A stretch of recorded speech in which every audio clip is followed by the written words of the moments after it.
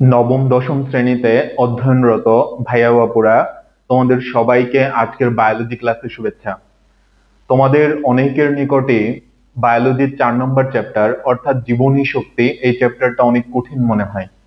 তো আজকের ক্লাসে আমরা এই চ্যাপ্টারটাকে তোমাদের কাছে অনেক সহজভাবে উপস্থাপন করব।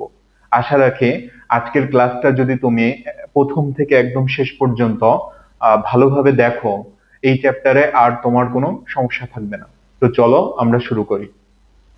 তো দেখো, আমরা ফার্স্টে কিছু ইনফরমেশন জেনে নিব এবং তোমরা চেষ্টা করবা যে এই ইনফরমেশন গুলা যেগুলাকে আমি বেশি গুরুত্ব দিব সেগুলাকে খাতায় নোট করার এবং সাথে সাথে তোমাদের যে মূল পাঠ্য বইটা আছে সেটাতেও মার্ক করার। অর্থাৎ তোমরা অবশ্যই তোমাদের মূল পাঠ্য বই এবং খাতা দুটো নিয়েই বসবা। আচ্ছা, তো দেখো, আমাদের ফার্স্টেই যে ইনফরমেশনটা জানতে হবে এটা হচ্ছে পৃথিবীতে শক্তির মূল উৎস হচ্ছে সূর্য। ঠিক আছে? তাহলে আমাদের এরকম এমসিকিউতে আসতে পারে যে পৃথিবীতে শক্তির মূল উৎস কি? তাহলে পৃথিবীতে শক্তির মূল উৎস হচ্ছে সূর্য। সবুজ উদ্ভিদ সালোক সংশ্লেষণের মাধ্যমে সবুজ উদ্ভিদ সালোক সংশ্লেষণের মাধ্যমে সৌর শক্তিকে রাসায়নিক শক্তিতে পরিণত করে শর্করা জাতীয় খাদ্য তৈরি করে। তাহলে দেখো, এইখানে আমরা যে একটা প্রক্রিয়ার নাম দেখতে পাচ্ছি এটার নাম হচ্ছে সালোক সংশ্লেষণ। দেখো, আমরা যদি হচ্ছে সালোক সংশ্লেষণ এই শব্দটাকে একটু ভেঙে চুরে লিখি, সালোক সংশ্লেষণ এই শব্দটাকে আমরা যদি একটু ভেঙে চুরে লিখি, এখানে আমরা লিখতে পারবো স প্লাস আলোক প্লাস সংশ্লেষণ। তাহলে সালোক সংশ্লেষণ প্রক্রিয়াটা অবশ্যই আলোর উপস্থিতিতে হতে হবে এবং সংশ্লেষণ এই শব্দের অর্থ হচ্ছে তৈরি হওয়া। তৈরি হওয়া। তো কি তৈরি হবে? শর্করা জাতীয় খাদ্য বা গ্লুকোজ তৈরি হবে। তাহলে এই প্রক্রিয়াটাকে আমরা কি বলবো? সালোক সংশ্লেষণ। তাহলে সালোক সংশ্লেষণ প্রক্রিয়ায় কি হয় যে সৌরশক্তি সৌরশক্তি রাসায়নিক শক্তিতে কনভার্ট হয়। রাসায়নিক শক্তিতে কনভার্ট হয়। আমরা সালোক সংশ্লেষণ প্রক্রিয়াটা নিয়ে পরবর্তীতে বিস্তারিত আলোচনা করব। আপাতত তোমরা শুধুমাত্র এতটুকুই জেনে রাখো যে পৃথিবীতে শক্তির মূল উৎস কি? সেটা হচ্ছে সূর্য। এবং সবুজ উদ্ভিদ যে কাজটা করে যে সৌর শক্তিকে রাসায়নিক শক্তিতে কনভার্ট করে শর্করা জাতীয় খাদ্য তৈরি করে। এখন যারা সবুজ উদ্ভিদ না, অর্থাৎ যারা হচ্ছে অসবুজ বা যাদের ক্লোরোফিল থাকে না, এবং আমরা যারা প্রাণী আছি তারা কিন্তু শর্করা জাতীয় খাদ্য নিজেরাই তৈরি করতে পারি না। অর্থাৎ আমরা সবুজ উদ্ভিদের উপর খাদ্যের জন্য নির্ভরশীল। তো দেখো, আমরা যদি আবার আমাদের আগের স্লাইডটাই চলে আসি, তাহলে যেটা বলা হচ্ছে যে প্রাণী কিংবা অসবুজ উদ্ভিদ সৌর শক্তিকে সরাসরি আবদ্ধ করে দৈহিক কাজে ব্যবহৃত করতে পারে না। এবার দেখো, আমরা চলে আসব পরের যে টপিকটা, জীবনী শক্তি এবং এটিপি এর ভূমিকা। এটার মধ্যে চলে আসি জীবনী শক্তি এবং এটিপি এর ভূমিকা। তো এটিপি এই শব্দটার সঙ্গে তোমরা হয়তো অনেকেই পরিচিত নও। তোমাদের অনেকের নিকটই এটা হয়তো তুমি প্রথম শুনতেছো বা অনেকে আগেও শুনে থাকতে পারো। তো এটিপি এটা দিয়ে কি বোঝায়? এটিপি হচ্ছে অ্যাডেনোসিন ট্রাইফসফেট। Adenosine triphosphate. আচ্ছা, এবং এই এটিপি কে আমরা কি বলে থাকি? এটা হচ্ছে বায়োলজিক্যাল কয়েন বা হচ্ছে জৈব মুদ্রা। এটা মনে রাখবা। এটা সম্পর্কেও আমরা এখন বিস্তারিত জানবো। তো দেখো, প্রথমেই যেটা বলা হচ্ছে যে জীবনী শক্তি বা জৈব শক্তি অর্থাৎ বায়ো এনার্জি, এটা বলতে আমরা ভিন্ন বা বিশেষ কোনো শক্তিকে বোঝায় না। পদার্থ বিজ্ঞানের শক্তির যে সংজ্ঞা দেওয়া হয়েছে তা থেকে এটি আলাদা কিছু নয়। অর্থাৎ ব্যাপারটা হচ্ছে যে দেখো, আমরা কি জানি যে শক্তি হচ্ছে কি? কাজ করার সামর্থ্য। কাজ করার সামর্থ্য এটাকেই হচ্ছে আমরা শক্তি বলে থাকি। তো জীবনী শক্তির ডেফিনেশনও এটার বাইরে কিছু না। তো তো বলা হচ্ছে কি দেখো, যে জীব দেহ বা জৈব অণুর রাসায়নিক বন্ধন ছিন্ন করার মাধ্যমে, জীব দেহ বা জৈব অণুর রাসায়নিক বন্ধন ছিন্ন করার মাধ্যমে প্রাপ্ত শক্তিকে এই নামে ডাকা হয় মাত্র। জীব প্রতিনিয়ত পরিবেশ থেকে শক্তি সংগ্রহ করে, সংগৃহীত শক্তিকে এক রূপ থেকে অন্য রূপে পরিবর্তিত করে, কখনো বা সঞ্চয় করে এবং সেই শক্তি আবার পরিবেশে ফিরিয়ে দেয়। তোমরা নিশ্চয়ই এটা জানো যে শক্তির সংরক্ষণশীলতা নীতি, যে আমরা শক্তি সৃষ্টিও করতে পারি না, ধ্বংসও করতে পারি না। জাস্ট কি শক্তি একটা রূপ থেকে আরেকটা রূপে পরিবর্তিত হয়। তো এখানে আসলে সেটাই বলা হয়েছে। তাহলে দেখো আমরা এই যে প্রথম যে স্লাইডটা আছে, এইখান থেকে যে যে ইনফরমেশন গুলা পরীক্ষায় আসতে পারে এমসিকিউতে, এগুলা তোমরা অবশ্যই ভালো করে মনে রাখবা। আমরা পরবর্তী স্লাইডে চলে যাই। দেখো এখানে বলা হচ্ছে অ্যাডিনোসিন ডাইফসফেটের সাথে ফসফেট যুক্ত হয়ে অ্যাডিনোসিন ট্রাইফসফেট গঠিত হতে যতখানি শক্তি বাইরে থেকে সরবরাহ করা প্রয়োজন, এটিপি ভেঙে এডিপি ও ফসফেট উৎপাদন করলে প্রায় ততখানি শক্তি নির্গত হয়। জীবকোষে এই দুইটি বিক্রিয়া চক্র আকারে চলতে থাকে। তাহলে দেখো এখানে যেটা অ্যাকচুয়ালি বলা হচ্ছে, যে আমরা যদি এটিপি তৈরি করতে চাই, আমাদের কি করতে হবে, অ্যাডেনোসিন ডাইফসফেট তার সঙ্গে ইনঅর্গানিক ফসফেট যুক্ত করতে হবে। তাহলে কি পাওয়া যাবে, অ্যাডেনোসিন ট্রাইফসফেট। এখানে একটা বিষয় তোমরা একটু খেয়াল করো, যে এখানে এই যে ডাই, ডাই কথাটার অর্থ কি, ডাই মানে হচ্ছে দুই, ডাই শব্দের অর্থ হচ্ছে দুই। ইনঅর্গানিক ফসফেট এটার মানে হচ্ছে অজৈব ফসফেট। তাহলে এখানে দুইটা ফসফেট আছে এবং এখানে একটা ফসফেট, তাহলে সব মিলায়া ফসফেট হচ্ছে কয়টা, তিনটা। এই জন্য দেখো এটার নাম দেওয়া হয়েছে অ্যাডেনোসিন ট্রাইফসফেট। ট্রাই মানে হচ্ছে তিন। তাহলে দেখো তোমরা অবশ্যই এটা খাতায় লিখে নাও, যে ডাই শব্দের অর্থ হচ্ছে দুই, ডাই মানে কি দুই। আর যদি ট্রাই বলা হয়, ট্রাই মানে হচ্ছে তিন। আমরা সব সময় এটা মনে রাখবো যে ডাই মানে হচ্ছে দুই আর ট্রাই মানে হচ্ছে তিন। আচ্ছা, তো এটিপি কিভাবে গঠিত হবে, অ্যাডেনোসিন ডাইফসফেট এবং ইনঅর্গানিক ফসফেটের সংযুক্তের মাধ্যমে।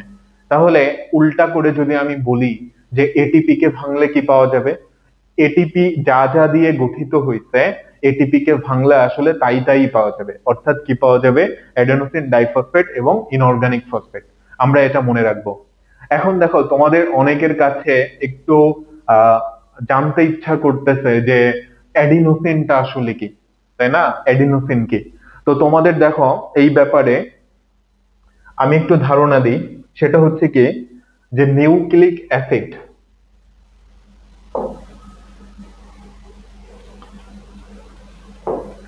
খেয়াল করো, নিউক্লিক অ্যাসিড এটা হচ্ছে দুই প্রকার। নিউক্লিক অ্যাসিডকে আমরা কয় ভাগে ভাগ করতে পারি, দুই ভাগে। একটা হচ্ছে ডিএনএ এবং আরেকটা হচ্ছে আরএনএ।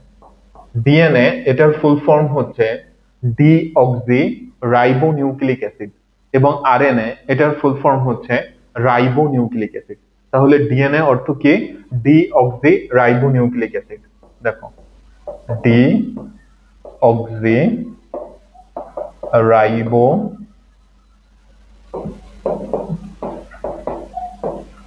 Nucleic acid. আর আরএনএ যেটা, এটা হচ্ছে ribo nucleic acid.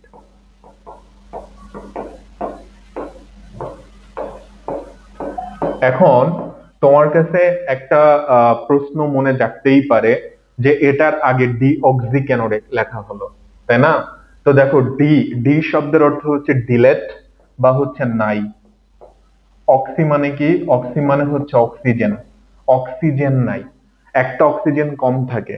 Ribo nucleic acid থেকে ডিঅক্সি রাইবো নিউক্লিক অ্যাসিডে একটা অক্সিজেন কম থাকে, এই জন্য এটার নামের আগে ডিঅক্সি লেখা হয়েছে।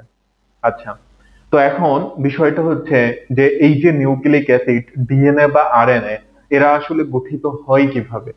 তো তোমরা এটা মনে রাখবা, যে আমরা যদি নিউক্লিক অ্যাসিডকে ডিফাইন করতে চাই, নিউক্লিক অ্যাসিড হচ্ছে polymer of nucleotide, polymer of nucleotide. অর্থাৎ নিউক্লিওটাইডের পলিমারকে নিউক্লিক অ্যাসিড বলা হয়। এখন যদি বলা হয় নিউক্লিওটাইড কি জিনিস, নিউক্লিওটাইড হচ্ছে নিউক্লিওসাইড প্লাস হচ্ছে ফসফেট। এখন যদি বলা হয় নিউক্লিওসাইড কি জিনিস, নিউক্লিওসাইড হচ্ছে পেন্টোজ সুগার প্লাস হচ্ছে নাইট্রোজেন বেস। তাহলে দেখো আমরা মোটামুটি একটা সিদ্ধান্তে উপনীত হতে পারি, সেটা হচ্ছে কি যে নিউক্লিক অ্যাসিড কি কি দিয়ে গঠিত হয়। নিউক্লিক অ্যাসিড গঠিত হয় পেন্টোজ সুগার,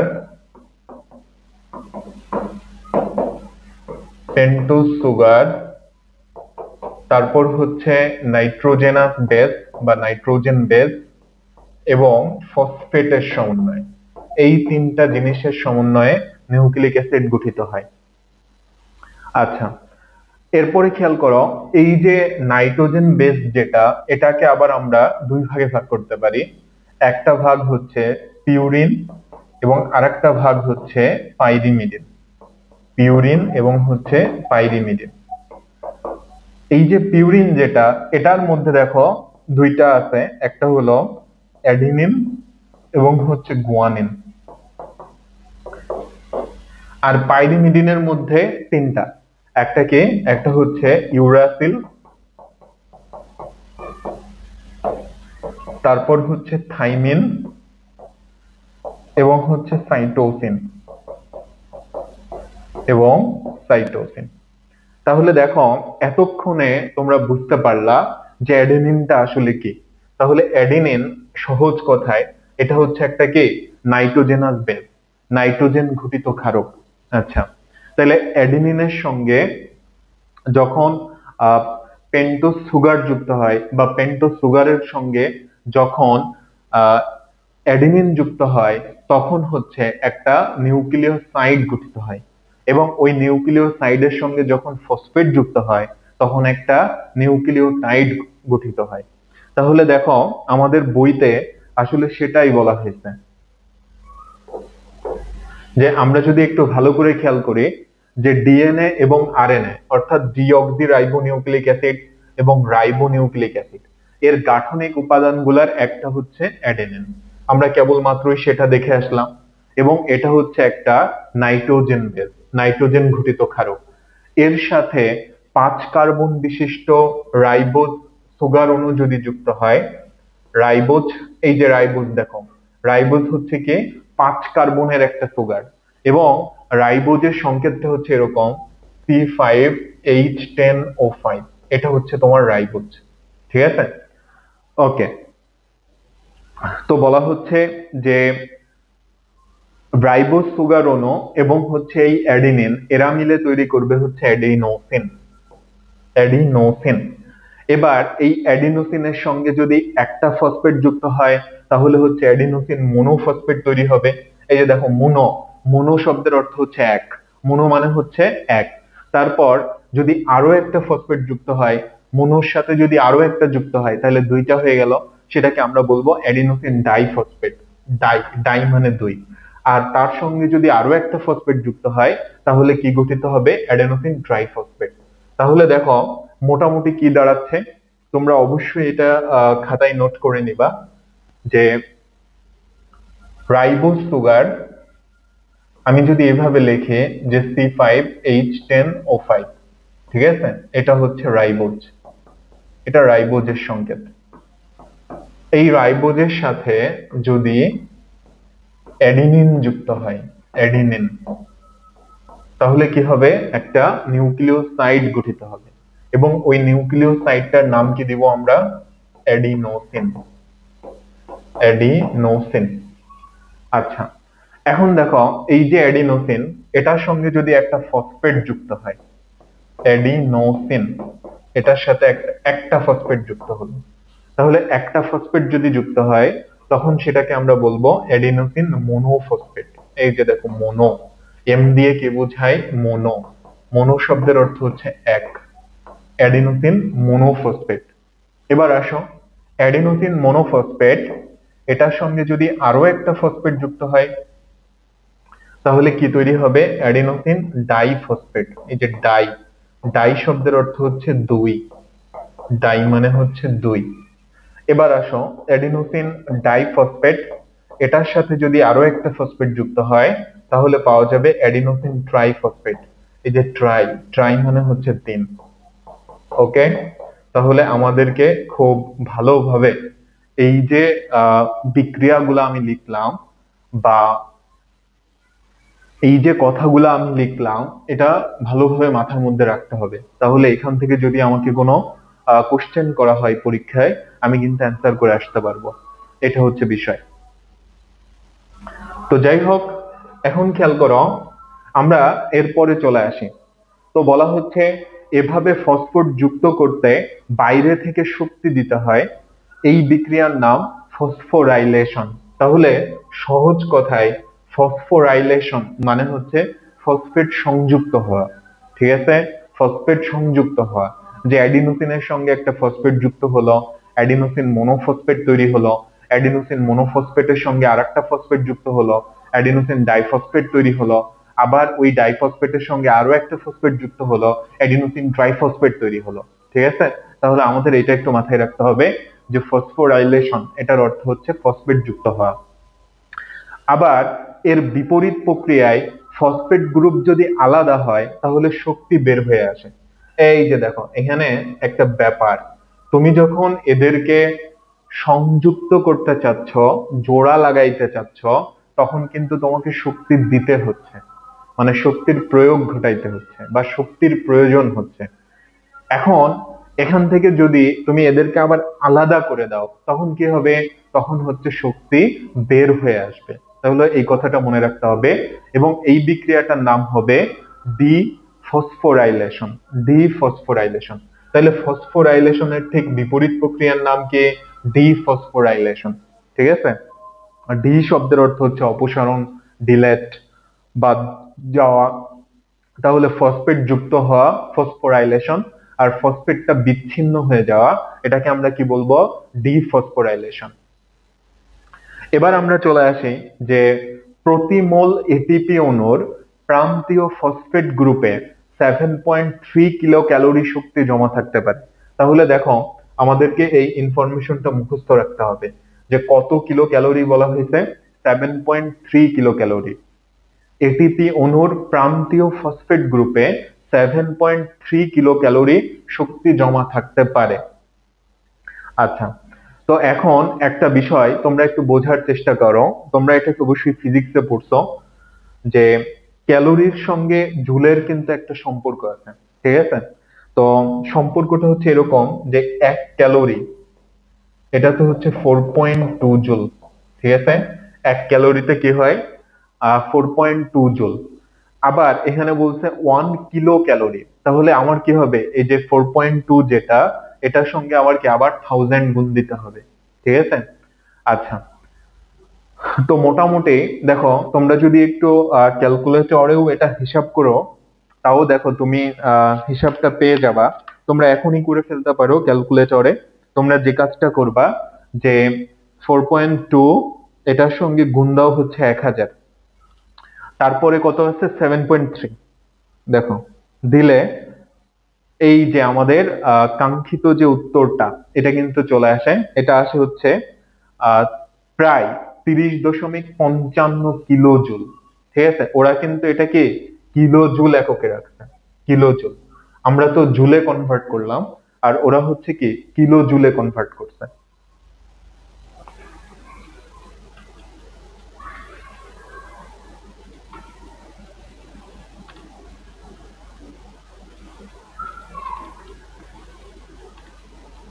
ওকে,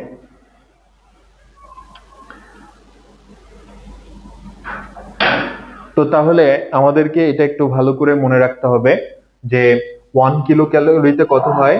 প্রায় 30.55 কিলো জুল। আর যদি তুমি জুলে হিসাব করো তাহলে অবশ্যই কি মানটা এটার চেয়ে বড় হবে। এবার আমরা চলে আসি হচ্ছে পরিবেশ থেকে শক্তি সংগ্রহ করে তাকে কোষের তথা জীবদেহের ব্যবহার উপযোগী রূপে পরিবর্তিত করার জন্য কাজ করে 2টি কোষীয় অঙ্গাণু। তাহলে আমাদেরকে এখানে 2টা কোষীয় অঙ্গাণুর কথা মনে রাখতে হবে। একটা হচ্ছে মাইটোকন্ড্রিয়া এবং হচ্ছে প্লাস্টিড। তোমরা তো এটা জানোই যে আমরা মাইটোকন্ড্রিয়াকে কি বলে থাকি? Powerhouse of the cell, কোষের শক্তি ঘর। অর্থাৎ শক্তি উৎপাদন বা শক্তির রূপান্তর, এটার সঙ্গে অবশ্যই কি মাইটোকন্ড্রিয়া এবং প্লাস্টিড, এবং প্লাস্টিডের মধ্যে বিশেষ করে হচ্ছে ক্লোরোপ্লাস্ট জড়িত। ঠিক আছে, এটা মনে রাখবা। যে দেখো, সালোক সংশ্লেষণ প্রক্রিয়া সংঘটিত হতে হলে অবশ্যই সবুজ বর্ণের প্লাস্টিড থাকতে হবে। এই যে আমাদের কিন্তু সবুজ বর্ণের প্লাস্টিড নাই, মানে ক্লোরোপ্লাস্ট নাই। এই কারণে আমরা সালোক সংশ্লেষণ প্রক্রিয়ায় নিজেরাই নিজেদের খাদ্য তৈরি করতে পারি না। এখন আমি যেটা বলতে চাচ্ছি যে দেখো, যে তাহলে সালোক সংশ্লেষণ প্রক্রিয়ার জন্য অবশ্যই জরুরি কি? অবশ্যই হচ্ছে ক্লোরোপ্লাস্ট থাকতে হবে। এখন এই যে ক্লোরোপ্লাস্ট, এটা কি কাজ করে? তাহলে এটা হচ্ছে সৌরশক্তিতে রাসায়নিক শক্তিকে কনভার্ট করে। সৌরশক্তিকে রাসায়নিক শক্তিতে কনভার্ট করে। তাহলে আমরা কিন্তু ক্লোরোপ্লাস্টকে বলতে পারি শক্তি রূপান্তরের অঙ্গাণু। দেখো, এরকম একটা এমসিকিউ কিন্তু পরীক্ষায় আসতে পারে যে নিচের কোনটি শক্তি রূপান্তরের অঙ্গাণু। তাহলে অ্যান্সার কি হবে? অ্যান্সার হবে হচ্ছে ক্লোরোপ্লাস্ট। ওকে, তো দেখো আমরা এর পরের পড়াগুলোতে চলে যাই। ওকে, তো বলা হচ্ছে যে প্লাস্টিড বা ক্লোরোপ্লাস্ট এবং মাইটোকন্ড্রিয়া উভয়ের ইলেকট্রন ট্রান্সপোর্ট সিস্টেম আছে। কে আছে? ইলেকট্রন ট্রান্সপোর্ট সিস্টেম, বা সংক্ষেপে ইটিএস। ইটিএস দিয়ে আমরা কি বুঝি? Electron transport system. আচ্ছা, তো ইলেকট্রন ট্রান্সপোর্ট সিস্টেম এটা কি আসলে? এটা হচ্ছে এক সেট বিশেষ জৈব অণু। তাহলে এটা হচ্ছে কি? এক সেট জৈব অণু, যাদের কাজ হলো বাহ্যিক শক্তি উৎস থেকে আহরিত শক্তিকে এটিপি এর ফসফেট গ্রুপের শক্তি হিসেবে জমা করা। অর্থাৎ এরা কি কাজ করবে? ইটিএস বাহ্যিক শক্তি উৎস থেকে যে শক্তিটা সে আহরণ করবে, সেটাকে সে এটিপি তে জমা রাখবে, সহজ কথায়। তো দেখো, ব্যাপারটা হচ্ছে এরকম যে ধরো তোমার কাছে 1000 টাকা আছে, এটা একটা ব্যাপার। আবার তোমার কাছে একটা চেক আছে, ওই চেকটা তুমি যদি ব্যাংকে নিয়ে যাও তাহলে তোমাকে 1000 টাকা দিচ্ছে। তাহলে দেখো, ওই চেকটাকেই কিন্তু আমরা টাকা বলতে পারি, তাই না? মানে ওই চেকের মধ্যেই কি টাকা নিহিত আছে। তেমনি ভাবে এটিপির মধ্যে কি থাকে? শক্তি জমা থাকে। এবং এই শক্তি জমাটা কারা করে রাখে? Electron transport system. Electron transport system কোথায় থাকে? মাইটোকন্ড্রিয়া এবং হচ্ছে ক্লোরোপ্লাস্টে। এটা হচ্ছে আমাদের মনে রাখতে হবে। তো বলা হচ্ছে মাইটোকন্ড্রিয়ার ক্ষেত্রে সেই শক্তি উৎস হতে পারে পুষ্টি উপাদান, যেমন গ্লুকোজ। ঠিক আছে, তাহলে মাইটোকন্ড্রিয়ার ক্ষেত্রে শক্তির উৎসকে পুষ্টি উপাদান, যেমন হচ্ছে গ্লুকোজ। তোমরা অবশ্যই গ্লুকোজের সংকেতটা মনে রাখবা, C6H12O6, এটা হচ্ছে গ্লুকোজ। বা কোনো অন্তর্বর্তীকালীন অণু, যেমন হচ্ছে NADH। তাহলে মাইটোকন্ড্রিয়ার ক্ষেত্রে শক্তির উৎসকে হয় গ্লুকোজ, না হয় হচ্ছে NADH। এখন কথা হচ্ছে NADH মানে কি? NADH হচ্ছে রিডিউসড বা বিজারিত নিকোটিনামাইড অ্যাডেনিন ডাই নিউক্লিওটাইড। আচ্ছা, আর প্লাস্টিডের ক্ষেত্রে বা হচ্ছে ক্লোরোপ্লাস্টের ক্ষেত্রে সেই শক্তির উৎসটাকে, সেটা হচ্ছে সূর্য আলোক বা অন্য কোনো উপযুক্ত উৎস থেকে আগত ফোটন। তাহলে হয় সূর্যের আলো অথবা কে অন্য কোনো উৎস থেকে আগত ফোটন। আবার এটিপি কে ভাঙলে যে শক্তি পাওয়া যায়, সেই শক্তি দিয়ে জীবদেহের প্রতিটি জৈবনিক কাজ, যেমন হচ্ছে তোমার মাংসপেশির সংকোচন থেকে ইন্দ্রিয় অনুভূতি, খাবার খাওয়া থেকে হজম করা, নিঃশ্বাস নেওয়া থেকে কথা বলা, চিৎকার করা থেকে হাসি কান্না, দৈহিক বৃদ্ধি থেকে প্রজনন, দেহের তাপমাত্রা ঠিক রাখা থেকে শুরু করে দেহের প্রতিটি কোষের স্বাভাবিক আয়তন বজায় রাখা, এর সবই সম্পন্ন হয়। অর্থাৎ আমাদের দেহের যত শারীরবৃত্তীয় প্রক্রিয়া আছে এবং সেক্ষেত্রে যত শক্তির প্রয়োজন হয়, এই শক্তিটা আর চাহিদা পূরণ হয় কার মাধ্যমে? সেটা হচ্ছে এটিপির বন্ধন ভাঙার মাধ্যমে। এটা আমাদের মনে রাখতে হবে। এরপরে দেখো, বলা হচ্ছে যে আমরা যে খাবার খাই তা জারিত হয়।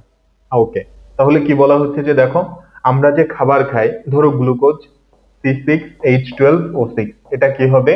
জারিত হবে। তোমরা নিশ্চয়ই জানো যে জারণ, জারণ মানে হচ্ছে অক্সিজেনের সাথে বিক্রিয়া।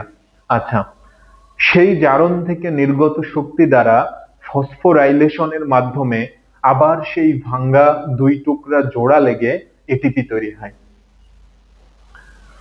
শক্তির প্রয়োজন হলে তা আবার ভেঙে যায়, তারপর খাদ্য থেকে শক্তি নিয়ে আবার জোড়া লাগে। ওকে, তাহলে এটা সিম্পল একটা বিষয় যে শক্তির যখন দরকার পড়বে তখন এটিপি ভেঙে যাবে, আবার এটিপি খাদ্য থেকে শক্তি নিয়ে জোড়া লেগে যাবে। অর্থাৎ এটা হচ্ছে একটা রিচার্জেবল ব্যাটারি। আচ্ছা, এই যে দেখো, তোমরা নিশ্চয়ই তোমাদের মোবাইলের ব্যাটারি বা হচ্ছে ল্যাপটপের ব্যাটারি এগুলার কথা জানো, আবার তোমাদেরকে ঘড়ির ব্যাটারি বা ক্যালকুলেটরের ব্যাটারি এগুলার কথাও জানো। তো দেখো, আমরা আমাদের ঘড়ির ব্যাটারি কি করি, যে যখন আহ, এটা শেষ হয়ে যায় এটার ক্ষমতা, আমরা এটাকে বাইরে ফেলে দিই। এটাকে কি আবার আমরা চার্জ দিই? তা কিন্তু দিই না। অর্থাৎ ওটাকে নন রিচার্জেবল। বাট তুমি তোমার মোবাইলের ব্যাটারির কথা চিন্তা করো, যে যখন তুমি এটাকে চার্জ দিচ্ছ তখন কি হচ্ছে? বিদ্যুৎ শক্তি রাসায়নিক শক্তিতে কনভার্ট হচ্ছে, অর্থাৎ তড়িৎ শক্তি রাসায়নিক শক্তিতে কনভার্ট হচ্ছে। আবার যখন তুমি এটাকে ডিসচার্জিং করতেছো বা চার্জ থেকে খুলে ফেলাচ্ছ, তখন রাসায়নিক শক্তি আবার তড়িৎ শক্তিতে কনভার্ট হয়ে তোমার মোবাইল চলতেছে। তো তাহলে ব্যাপারটা হচ্ছে, আমরা এই যে এটিপির এই ভাঙ্গন এবং জোড়া লাগা এই বিষয়টাকে আমরা কি এই রিচার্জেবল ব্যাটারির সঙ্গেই তুলনা করতে পারি। অর্থাৎ এটিপি শক্তি জমা করে রাখে এবং প্রয়োজন অনুসারে অন্য বিক্রিয়ায় শক্তি সরবরাহ করে। এই জন্য আমরা এটিপি কে কি বলতে পারি? বায়োলজিক্যাল কয়েন, জৈব মুদ্রা, বা হচ্ছে এনার্জি কারেন্সি, বা হচ্ছে এনার্জি কয়েন। তো তাহলে আমাদের পরীক্ষায় কিন্তু এটা আসতে পারে যে আমরা জৈব মুদ্রা বা শক্তি মুদ্রা কাকে বলবো।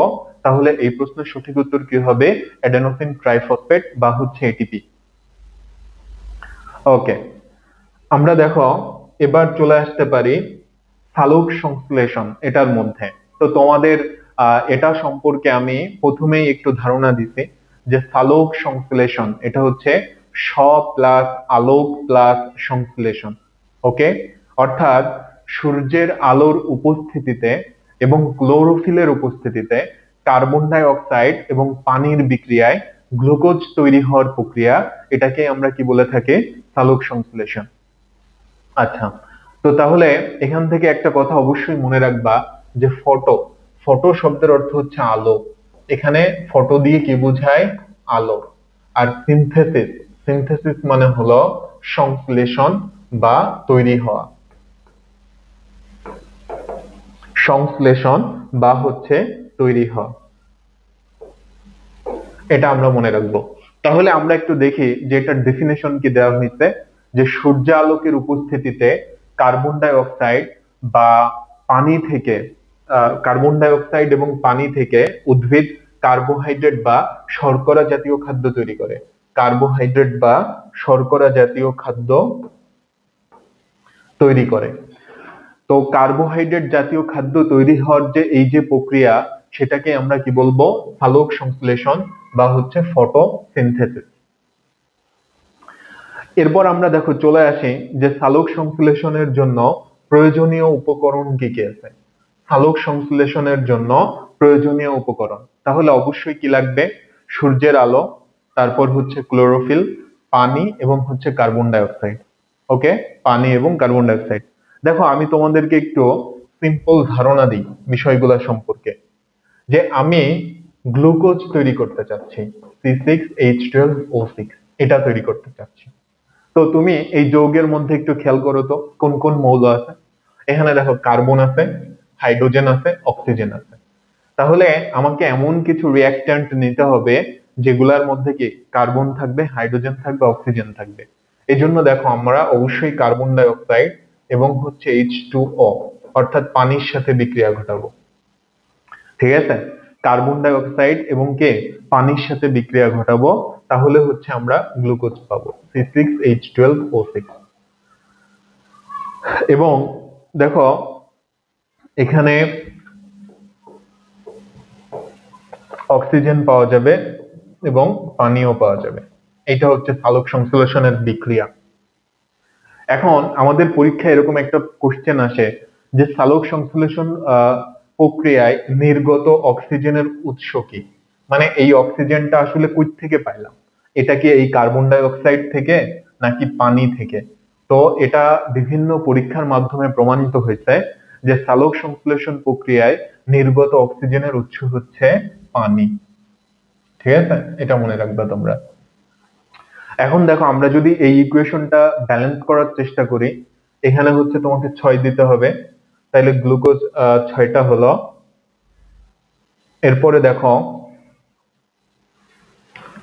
এখানে হচ্ছে 12, এটা 6, এটা 6। আশা রাখি এটা ব্যালেন্স হয়ে গেছে। দেখো আমার এখানে অক্সিজেন কয়টা, 12 আর 12 24টা। এখানে 6, 12 আর 6 18 আর 6 24।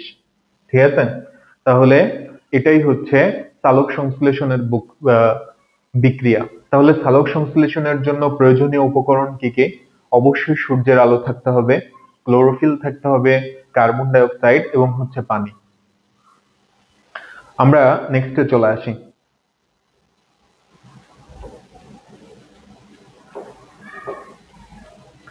আচ্ছা, তো তাইলে দেখো আমরা এখানে এই বিক্রিয়াটা দেখতে পাচ্ছি, সেটা হলো যে কার্বন ডাই অক্সাইড এবং পানির বিক্রিয়ায় গ্লুকোজ, পানি এবং হচ্ছে কি অক্সিজেন তৈরি হচ্ছে। পাতার মেসোফিল টিস্যু সালোক সংশ্লেষণ প্রক্রিয়ার প্রধান স্থান। দেখো এটা খুব ইম্পর্টেন্ট যে মেসোফিল টিস্যু, তাহলে এটা কোথায় থাকে? এটা হচ্ছে পাতায় থাকে। এটা তোমরা মনে রাখবা যে মেসোফিল টিস্যু হচ্ছে পাতায় থাকে। স্থলজ সবুজ উদ্ভিদ মাটি থেকে মূলের মাধ্যমে পানি শোষণ করে পাতার মেসোফিল টিস্যুর ক্লোরোপ্লাস্টে পৌঁছায়। তাহলে এই যে ক্লোরোপ্লাস্ট, এটা কোথায় থাকে? মেসোফিল টিস্যুতে। ঠিক আছে, মেসোফিল টিস্যুটা কি? এটা হচ্ছে পাতায় থাকে। আর এই মেসোফিল টিস্যুতে কি থাকে? সবুজ বর্ণের প্লাস্টিড বা হচ্ছে ক্লোরোপ্লাস্ট। এবং স্টোমা বা পত্ররন্ধ্রের মাধ্যমে বায়ু থেকে কার্বন ডাই অক্সাইড গ্রহণ করে। খেয়াল করো, তাহলে উদ্ভিদ পানি পাচ্ছে কোথা থেকে? মাটি থেকে, এবং সেটা সে কিভাবে শোষণ করতেছে? মূল দিয়ে। আচ্ছা, আর শুধু কি পানি হইলে হবে? কার্বন ডাই অক্সাইড লাগবে। এই কার্বন ডাই অক্সাইডটা পাতায় প্রবেশ করবে কিভাবে? পত্ররন্ধ্রের মধ্য দিয়ে। পত্ররন্ধ্র, রন্ধ্র মানে হচ্ছে ছিদ্র। পাতায় যে ছিদ্র থাকে সেটাকেই বলা হয় হচ্ছে পত্ররন্ধ্র। ঠিক আছে, তাহলে পত্ররন্ধ্রের মধ্য দিয়ে যে কার্বন ডাই অক্সাইডটা সে গ্রহণ করবে এবং মূলের সাহায্যে যে পানিটা যে শোষণ করবে, এদের বিক্রিয়ায় গ্লুকোজ তৈরি হবে। আচ্ছা, এখান থেকে আরেকটা কথা, তাহলে দেখো আমরা অবশ্যই মনে রাখবো যে স্টোমা বা স্টোমাটা, এটার অর্থ কি? এটার অর্থ হচ্ছে পত্ররন্ধ্র। ঠিক আছে, স্টোমা শব্দের আরেকটা অর্থ হচ্ছে মাউথ বা মুখ। তো আমাদের ধরো খাবার আমরা তো মুখ দিয়েই শরীরের ভেতরে প্রবেশ করায়, অর্থাৎ এখানে একটা ছিদ্র আছে, মুখছিদ্র আছে। তো তাহলে আমাদের মনে রাখতে হবে যে স্টোমা মানে হচ্ছে পত্ররন্ধ্র। এবার আমরা যদি চলে আসি, দেখো জলজ উদ্ভিদ যেগুলা আছে তারা হচ্ছে পানিতে দ্রবীভূত কার্বন ডাই অক্সাইড গ্রহণ করে। Very very important. তাহলে জলজ উদ্ভিদ কি করবে? পানিতে যে কার্বন ডাই অক্সাইডটা দ্রবীভূত থাকে সেটা গ্রহণ করবে। দেখো কার্বন ডাই অক্সাইডের সিঙ্ক বা গ্রাহক হচ্ছে প্রধানত দুইটা, একটা হলো সবুজ উদ্ভিদ আর একটা হচ্ছে কি সমুদ্রের পানি। পানিতে কি দ্রবীভূত থাকে? কার্বন ডাই অক্সাইড দ্রবীভূত থাকে। তোমরা এই বিক্রিয়াটা মনে রাখবা যে পানি আর কার্বন ডাই অক্সাইড এরা মিলে কার্বনিক অ্যাসিড তৈরি করে, H2CO3। এটা মাথায় রাখবা। তো যাই হোক, তো বায়ুমণ্ডলে হচ্ছে 0.03% এবং পানিতে 0.3% কার্বন ডাই অক্সাইড আছে। তাহলে দেখো বায়ুমণ্ডলে আছে হচ্ছে 0.03 এবং পানিতে আছে 0.3। তাহলে আমরা কোথায় বেশি দেখতে পাচ্ছি? অবশ্যই পানিতে দেখতে পাচ্ছি। এই জন্য বলা হচ্ছে জলজ উদ্ভিদের সালোক সংশ্লেষণের হার স্থলজ উদ্ভিদ থেকে বেশি। অর্থাৎ যে সমস্ত উদ্ভিদ জলে থাকে তা সেখানে যেহেতু কার্বন ডাই অক্সাইডের পরিমাণটা বেশি, এই কারণে তাদের সালোক সংশ্লেষণের হারটাও বেশি। এটা তোমরা মনে রাখবা। এবার বলা হচ্ছে অক্সিজেন এবং পানি এটা হচ্ছে সালোক সংশ্লেষণের উপজাত দ্রব্য বা হচ্ছে বাই প্রোডাক্ট, এবং এটা হচ্ছে একটা জারণ বিজারণ প্রক্রিয়া। এই প্রক্রিয়ায় পানি জারিত হয় এবং কার্বন ডাই অক্সাইড বিজারিত হয়। তো দেখো, এই লাইনটা তোমাদের অনেকের কাছে একটু দুর্বোধ্য মনে হতে পারে, ঠিক আছে? তো দেখো, এখন আর দুর্বোধ্য মনে হবে না। তুমি যদি একটু ভালো করে খেয়াল করো তাহলে মনে রাখবা পানি কি হবে জারিত, কার্বন ডাই অক্সাইড কি হবে বিজারিত। এই যে খেয়াল করো, দেখো সালোক সংশ্লেষণের এই যে বিক্রিয়াটা, এটাকে আমরা কি বললাম? এটা হচ্ছে একটা redox reaction, oxidation reduction reaction, অর্থাৎ জারণ বিজারণ বিক্রিয়া। আচ্ছা, এটা যে জারণ বিজারণ বিক্রিয়া সেটা আমি বুঝবো কিভাবে? এটা বোঝার অনেকগুলা ওয়ে আছে, তবে আমি তোমাদেরকে একটা সহজ ওয়ে বলতেছি। তার আগে খেয়াল করো, সালোক সংশ্লেষণ প্রক্রিয়ার সালোক সংশ্লেষণ প্রক্রিয়ার দেখো মেইন প্রোডাক্ট হচ্ছে এটা, ঠিক আছে? প্রধান দ্রব্য কোনটা? এটা হচ্ছে এই যে গ্লুকোজ। গ্লুকোজ হচ্ছে তোমার প্রধান দ্রব্য। আর এই যে বাকি দুইটা, পানি এবং হচ্ছে অক্সিজেন, এদেরকে আমরা কি বলবো? এরা হচ্ছে উপজাত, এরা হচ্ছে বাই প্রোডাক্ট। এবার আসো দেখো, এবার খেয়াল করো, দেখো কার্বন ডাই অক্সাইড, এখান থেকে কি পাওয়া গেছে? গ্লুকোজ।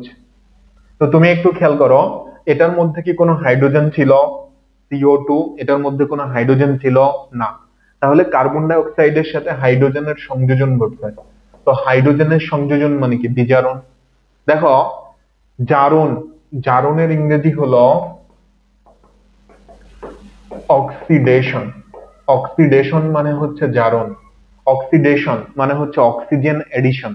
যেই বিক্রিয়ায় অক্সিজেনের সংযোগ ঘটে তাকে আমরা বলি হচ্ছে জারণ, আর যেই বিক্রিয়ায় হাইড্রোজেনের সংযোগ ঘটে তাকে আমরা বলি হচ্ছে বিজারণ। তো তাহলে এই যে কার্বন ডাই অক্সাইডটা তাহলে কি হচ্ছে? বিজারিত হচ্ছে, কার্বন ডাই অক্সাইড বিজারিত। আর পানি দেখো H2O, সেটা কিসে পরিণত হলো? O2 তে। তাহলে এখানে হাইড্রোজেন ছিল বাট এখানে হাইড্রোজেন নাই, তাহলে এখানে হাইড্রোজেনের অপসারণ হয়েছে, হাইড্রোজেনের অপসারণ। অক্সিজেনের সংযোগ মানে যেমন জারণ, আর হাইড্রোজেনের অপসারণ মানেও হচ্ছে জারণ, ঠিক আছে? আর হাইড্রোজেনের সংযোজন মানে হলো বিজারণ। তাহলে পানিটা কি হবে? পানি হচ্ছে জারিত হবে, পানি জারিত, আর কার্বন ডাই অক্সাইড হচ্ছে বিজারিত, ঠিক আছে? অর্থাৎ তুমি দেখো, কিছু কিছু জায়গা যদি একটু বুঝে পড়ো, তোমার জন্য কিন্তু ইনফরমেশন গুলা মনে রাখাটা সহজ হয়ে যাবে। এরকম একটা জায়গা হচ্ছে এটা।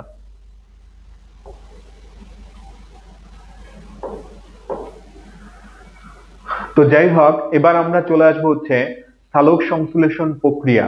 তো সালোক সংশ্লেষণ প্রক্রিয়াকে দুইটা পর্যায়ে ভাগ করছে বিজ্ঞানী ব্ল্যাকম্যান, ঠিক আছে? আমরা ব্ল্যাকম্যানের নামটা মনে রাখবো।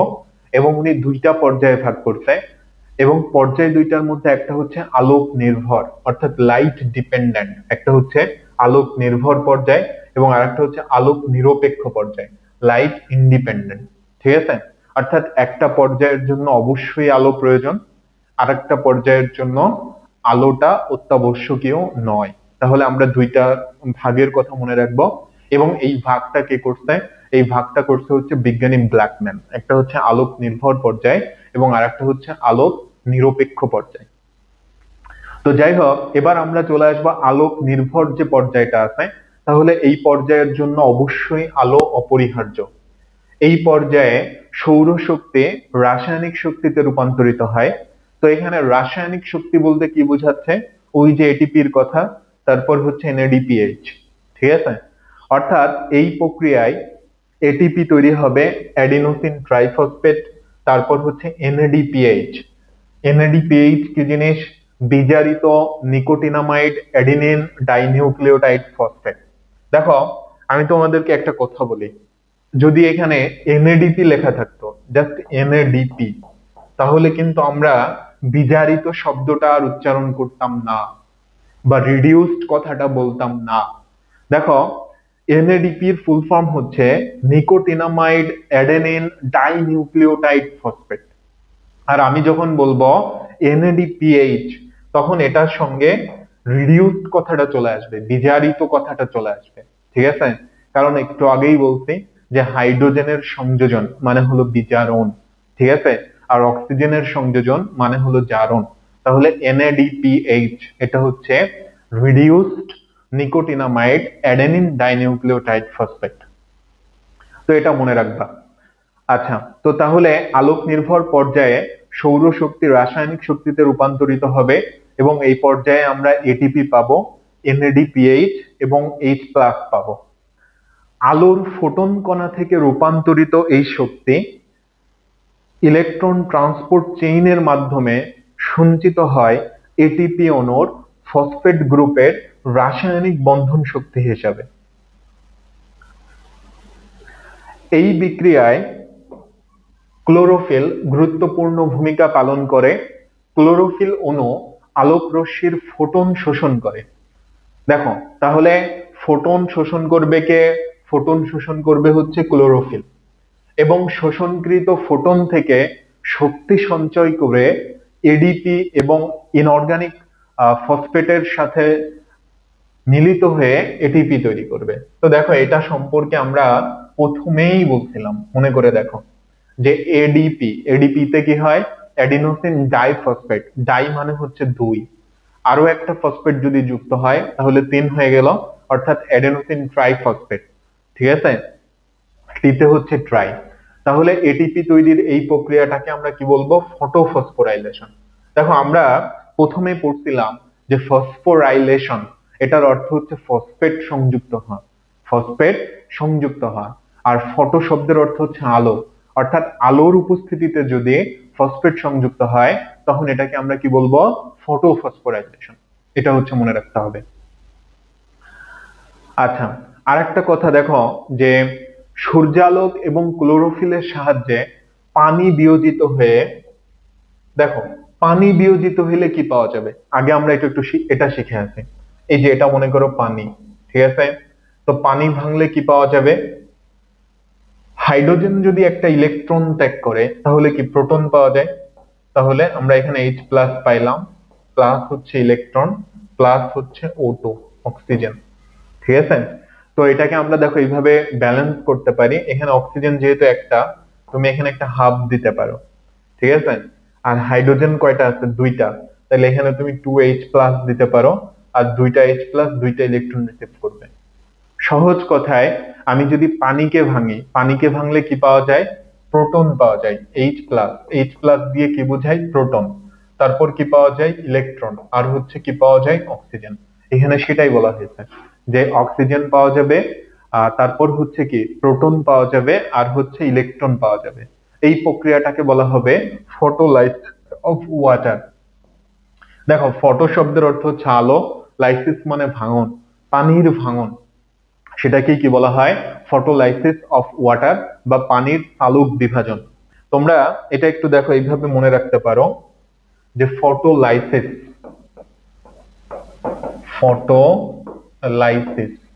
তো এখানে ফটো শব্দের অর্থ হচ্ছে আলো, ফটো মানে হচ্ছে আলো, আর লাইসিস মানে হচ্ছে ভাঙন। লাইসিস শব্দের অর্থ হচ্ছে ভাঙন, ফটো মানে হচ্ছে আলো। তো পানি ভাঙলে কি পাওয়া যাবে? এই যে এটা হচ্ছে ওয়াটার, H2O।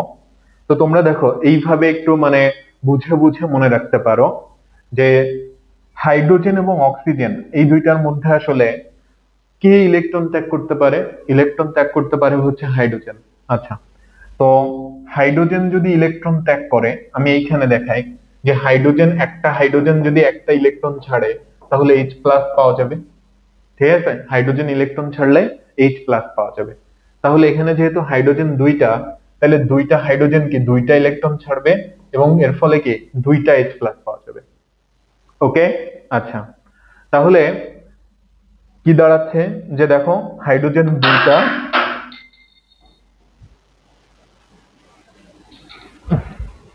এখানে হাইড্রোজেন দুইটা এবং দুইটা হাইড্রোজেন দুইটা ইলেকট্রন ছাড়বে, এর ফলে 2H+ পাওয়া যাবে।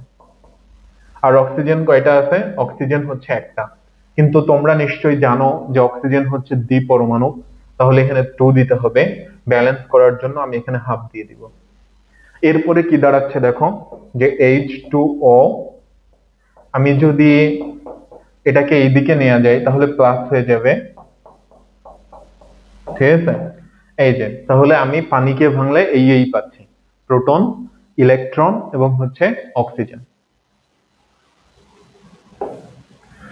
এরপরে দেখো আমরা চলে আসবো হচ্ছে আলোক নিরপেক্ষ পর্যায় বা অন্ধকার পর্যায়। তোমরা একটা বিষয় নিশ্চয়ই খেয়াল করছো যে আমাদের আলোক সংশ্লেষণ প্রক্রিয়া, এটার আসলে মূল উদ্দেশ্যটা কি? মূল উদ্দেশ্য হচ্ছে কার্বোহাইড্রেট তৈরি করা বা হচ্ছে শর্করা জাতীয় খাদ্য তৈরি করা। কিন্তু এখনো কি আমরা কোনো শর্করা জাতীয় খাদ্য পাইছি? পাই নাই।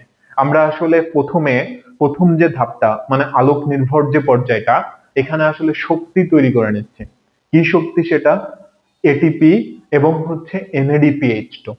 ক্লিয়ার? এটিপি এবং হচ্ছে NADPH2, এটা আমরা ফার্স্টে তৈরি করে নিচ্ছি। এবার আমরা চলে আসবো হচ্ছে আলোক নিরপেক্ষ পর্যায় বা হচ্ছে অন্ধকার পর্যায়। তাহলে আলোক নিরপেক্ষ যে পর্যায়টা আছে, এই পর্যায়ে আলোর প্রত্যক্ষ প্রয়োজন পড়ে না, তবে আলোর উপস্থিতিতেও এই প্রক্রিয়া চলতে পারে। বায়ুমণ্ডলের কার্বন ডাই অক্সাইড পত্ররন্ধ্রের মধ্য দিয়ে কোষে প্রবেশ করে, এই কথা আমরা আগেই জেনে নিছি যে কার্বন ডাই অক্সাইডটা প্রবেশ করবে পত্ররন্ধ্রের মধ্য দিয়ে। আলোক পর্যায়ে তৈরি এটিপি এবং NADPH এবং H+ এর সাহায্যে এই কার্বন ডাই অক্সাইডটা বিজারিত হবে এবং বিজারিত হয়ে কার্বোহাইড্রেটে পরিণত হবে। ঠিক আছে? তাহলে দেখো, কার্বন ডাই অক্সাইডের বিজারণ এটা কোন ধাপে হচ্ছে? এই আলোক নিরপেক্ষ পর্যায়ে হচ্ছে। এবং তাদের সাহায্যে হচ্ছে এটিপি, তোমরা মনে রাখবা, এটিপি এবং NADPH প্লাস H+, বা এটাকে তোমরা যখন খাতায় লিখবা এভাবেই লিখবা, কিন্তু মুখে উচ্চারণ করার সময় তুমি এভাবে পড়তে পারো যে NADPH2। তবে খাতায় লেখার সময় তোমাকে অবশ্যই এভাবে লিখতে হবে, ঠিক আছে? আর কিন্তু মুখে যখন বলবা তখন তুমি এভাবে বলতে পারো যে NADPH2। তো যাই হোক, তাহলে এই যে কার্বন ডাই অক্সাইড বিজারিত হয়ে শর্করা জাতীয় খাদ্য তৈরি হচ্ছে বা গ্লুকোজ তৈরি হচ্ছে, তো আহ, এই কার্বন ডাই অক্সাইড বিজারণের 3টা গতিপথ আছে, 3টা পথ বা 3টা চক্রের মাধ্যমে এটা হতে পারে। একটা হচ্ছে ক্যালভিন চক্র, বা যেটার আরেকটা নাম হচ্ছে C3 চক্র, এবং আরেকটা হচ্ছে হ্যাচ এবং স্লাকের চক্র। একটা হচ্ছে ক্যালভিন চক্র বা C3 চক্র, তারপর হচ্ছে হ্যাচ এবং স্লাকের চক্র বা C4 চক্র, এবং আরেকটা হচ্ছে CAM প্রক্রিয়া। CAM দিয়ে কি বোঝায়? ক্রাসুলেসিয়াম অ্যাসিড মেটাবলিজম। ঠিক আছে? আচ্ছা, তো দেখো এখন আমরা এগুলা সম্পর্কে জেনে নিব। তো এখানে বলা হচ্ছে যে ক্যালভিন চক্র বা C3 গতিপথ এটা কি আসলে? ক্যালভিন চক্র বা C3 গতিপথ, কার্বন ডাই অক্সাইড আত্তীকরণের এই গতিপথকে আবিষ্কারকদের নাম অনুসারে ক্যালভিন বেনসন ক্যালভিন বেনসন ও ব্যাসাম চক্র বা সংক্ষেপে ক্যালভিন চক্র বলা হয়। কার্বন ডাই অক্সাইড আত্তীকরণের এই গতিপথকে আবিষ্কারকদের নাম অনুসারে ক্যালভিন বেনসন ও ব্যাসাম চক্র বা হচ্ছে সংক্ষেপে ক্যালভিন চক্র বলা হয়। তো এখন কথা হচ্ছে কি, যে দেখো যে এটাকে C3 কেন বলা হচ্ছে। এখানে এই যে দেখো, সি যেটা, এটা দিয়ে আসলে কার্বনকে বোঝায়। কাকে বোঝায়? কার্বনকে বোঝায়। তো তোমরা যখন ইন্টারমিডিয়েটে পড়বা, মানে হচ্ছে উচ্চ মাধ্যমিক স্তরের বায়োলজি পড়বা, তখন দেখবা যে তোমাদেরকে আসলে এই C3 চক্রটার অনেক বিস্তারিত করতে হচ্ছে। ঠিক আছে? তো তোমরা যেহেতু মাধ্যমিক লেভেলে আছো, এখানে এই প্রক্রিয়াটা পুরোপুরি ডিসক্রাইব করা হয় নাই, তবে সংক্ষেপে দুই একটা কথা বলা হয়েছে। তার মধ্যে দেখো, গুরুত্বপূর্ণ কথা হচ্ছে এটা, যে এটার নাম C3 কেন হচ্ছে। কারণ হচ্ছে এই প্রক্রিয়ায় প্রথম যে স্থায়ী পদার্থ যেটা, সেটা হচ্ছে 3 কার্বন বিশিষ্ট। কয় কার্বনের? 3 কার্বনের, এবং তার নাম হচ্ছে 3 ফসফোগ্লিসারিক অ্যাসিড। ওকে, এটা মনে রাখবা, 3 ফসফোগ্লিসারিক অ্যাসিড। এই জন্য দেখো আহ এই চক্রটার নাম দেওয়া হয়েছে C3 চক্র। আর অধিকাংশ উদ্ভিদে এই প্রক্রিয়ায় শর্করা তৈরি হয়। তাহলে অধিকাংশ উদ্ভিদে কোন প্রক্রিয়ায় হয়? এই C3 চক্রের মাধ্যমে হয়। এটা হচ্ছে আমাদের মনে রাখতে হবে। আচ্ছা, এবার আহ তোমাদের কাছে আমি একটু কোশ্চেন করি, যে দেখি তোমরা বলো তো যে গ্লিসারিনের সংকেতটা কেমন। গ্লিসারিনের, তো তোমরা হয়তো অনেকে এটা জানো না যে গ্লিসারিনের সংকেত কি আসলে। তো খেয়াল করো, গ্লিসারিন হচ্ছে CH2OH bond CHOH bond CH2OH। এই যে যৌগটা দেখো, এটাকে আমরা বলে থাকি হচ্ছে গ্লিসারিন অর গ্লিসারল। ঠিক আছে, গ্লিসারল কেন বললাম? দেখো এটা শেষে অল আছে, অল। ঠিক আছে, যে সমস্ত যৌগের শেষে অল থাকে বা হাইড্রক্সিল গ্রুপ থাকে তাদেরকে হচ্ছে অ্যালকোহল বলা হয়। এবং এখানে যেহেতু আমরা 3টা OH দেখতে পাচ্ছি, এটাকে বলা হয় ট্রাইহাইড্রিক অ্যালকোহল। তো দেখো এগুলো আসলে উচ্চতর স্তরের পড়াশোনা। তোমরা শুধুমাত্র দেখো, তোমাদেরকে আমি গ্লিসারিনের সংকেতটা এর জন্যই দেখাইলাম যে গ্লিসারিনে কার্বন থাকে 3টা। ঠিক আছে, তাহলে আমি কি বললাম? গ্লিসারিন, গ্লিসারিন হচ্ছে 3 কার্বনের একটা যৌগ। তাহলে গ্লিসারিন যদি 3 কার্বনের হয়, গ্লিসারিক অ্যাসিড অর্থাৎ গ্লিসারল থেকে যে অ্যাসিডটা পাওয়া যাবে সেটাও 3 কার্বনের হবে। আবার ফসফোগ্লিসারিক অ্যাসিড সেটাও কি 3 কার্বনের হবে। এই জন্যই দেখো C3 চক্রটার নাম C3 এর জন্যই দেওয়া হয়েছে যে এই চক্রের প্রথম স্থায়ী পদার্থ হচ্ছে 3 কার্বনের ফসফোগ্লিসারিক অ্যাসিড। এটা মনে রাখবা। এবার আমরা চলে আসতে পারি C4 চক্র বা হচ্ছে হ্যাচ এবং স্লাকের চক্র। তো হ্যাচ এবং স্লাক এটা আবিষ্কার করেন, এবং এই চক্রের প্রথম যে স্থায়ী পদার্থ সেটা হলো অক্সালো অ্যাসিটিক অ্যাসিড। ঠিক আছে, অক্সালো অ্যাসিটিক অ্যাসিড। এবং এই অক্সালো অ্যাসিটিক অ্যাসিড এটা কয় কার্বনের হয়? অক্সালো অ্যাসিটিক অ্যাসিড এটা হচ্ছে 4 কার্বনের হয়। ঠিক আছে, এটা মনে রাখবা যে অক্সালো অ্যাসিটিক অ্যাসিড হচ্ছে 4 কার্বনের হয়। তো দেখো এটা সহজে কিভাবে মনে রাখা যায়, তোমরা এটা অবশ্যই নোট করে নাও যে অক্সালিক অ্যাসিড এটার সংকেত হচ্ছে HCC বন্ড COOH। এটা হচ্ছে অক্সালিক অ্যাসিড। ঠিক আছে, এটা একটা ডাইকার্বক্সিলিক অ্যাসিড এবং এখানে কি 2টা কার্বক্সিল গ্রুপ থাকে, অর্থাৎ অক্সালিক অ্যাসিডে কার্বন আছে কয়টা? 2টা। আবার দেখো অ্যাসিটিক অ্যাসিড,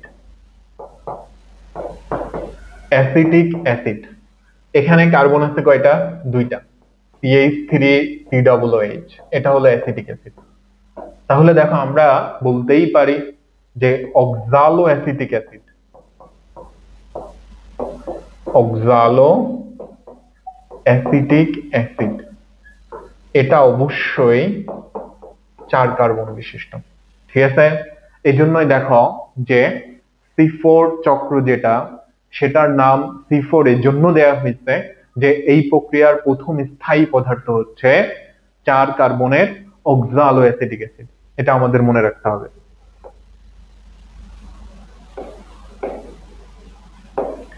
ওকে, তো বলা হচ্ছে C4 উদ্ভিদে একই সাথে হ্যাচ এবং স্লাকের চক্র এবং ক্যালভিন চক্র পরিচালিত হতে দেখা যায়। তাহলে এটা মনে রাখবা যে C4 উদ্ভিদ যারা আছে সেখানে 2টা চক্রই চলমান থাকে, একসাথে চলমান থাকে।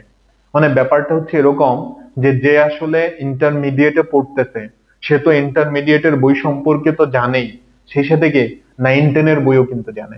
কিন্তু যে 9-10 এ পড়ে তার সাধারণত কি ইন্টারমিডিয়েটের বই সম্পর্কে জানার কথা না, এটা হচ্ছে বিষয়।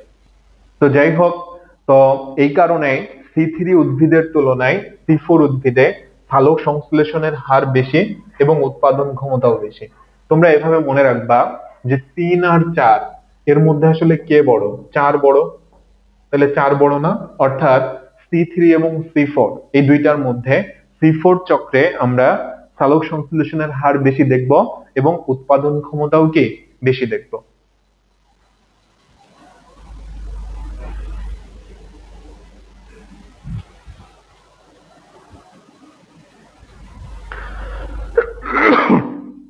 ওকে, এবার আমরা দেখো চলে আসি যে কোথায় কোথায় C4 চক্র দেখা যায়? একটা হচ্ছে ভুট্টা, তারপর হচ্ছে আখ, ভুট্টা, তারপর অন্যান্য ঘাস জাতীয় উদ্ভিদ, মোথা ঘাস, তারপর হচ্ছে নটে গাছ ইত্যাদিতে হচ্ছে আমরা C4 চক্র দেখতে পাই। ঠিক আছে? তো তোমরা এটা একটু এভাবে মনে রাখতে পারো একটা ছন্দ দিয়ে, অভাগা মন। ঠিক আছে? কি বলছে? অভাগা মন।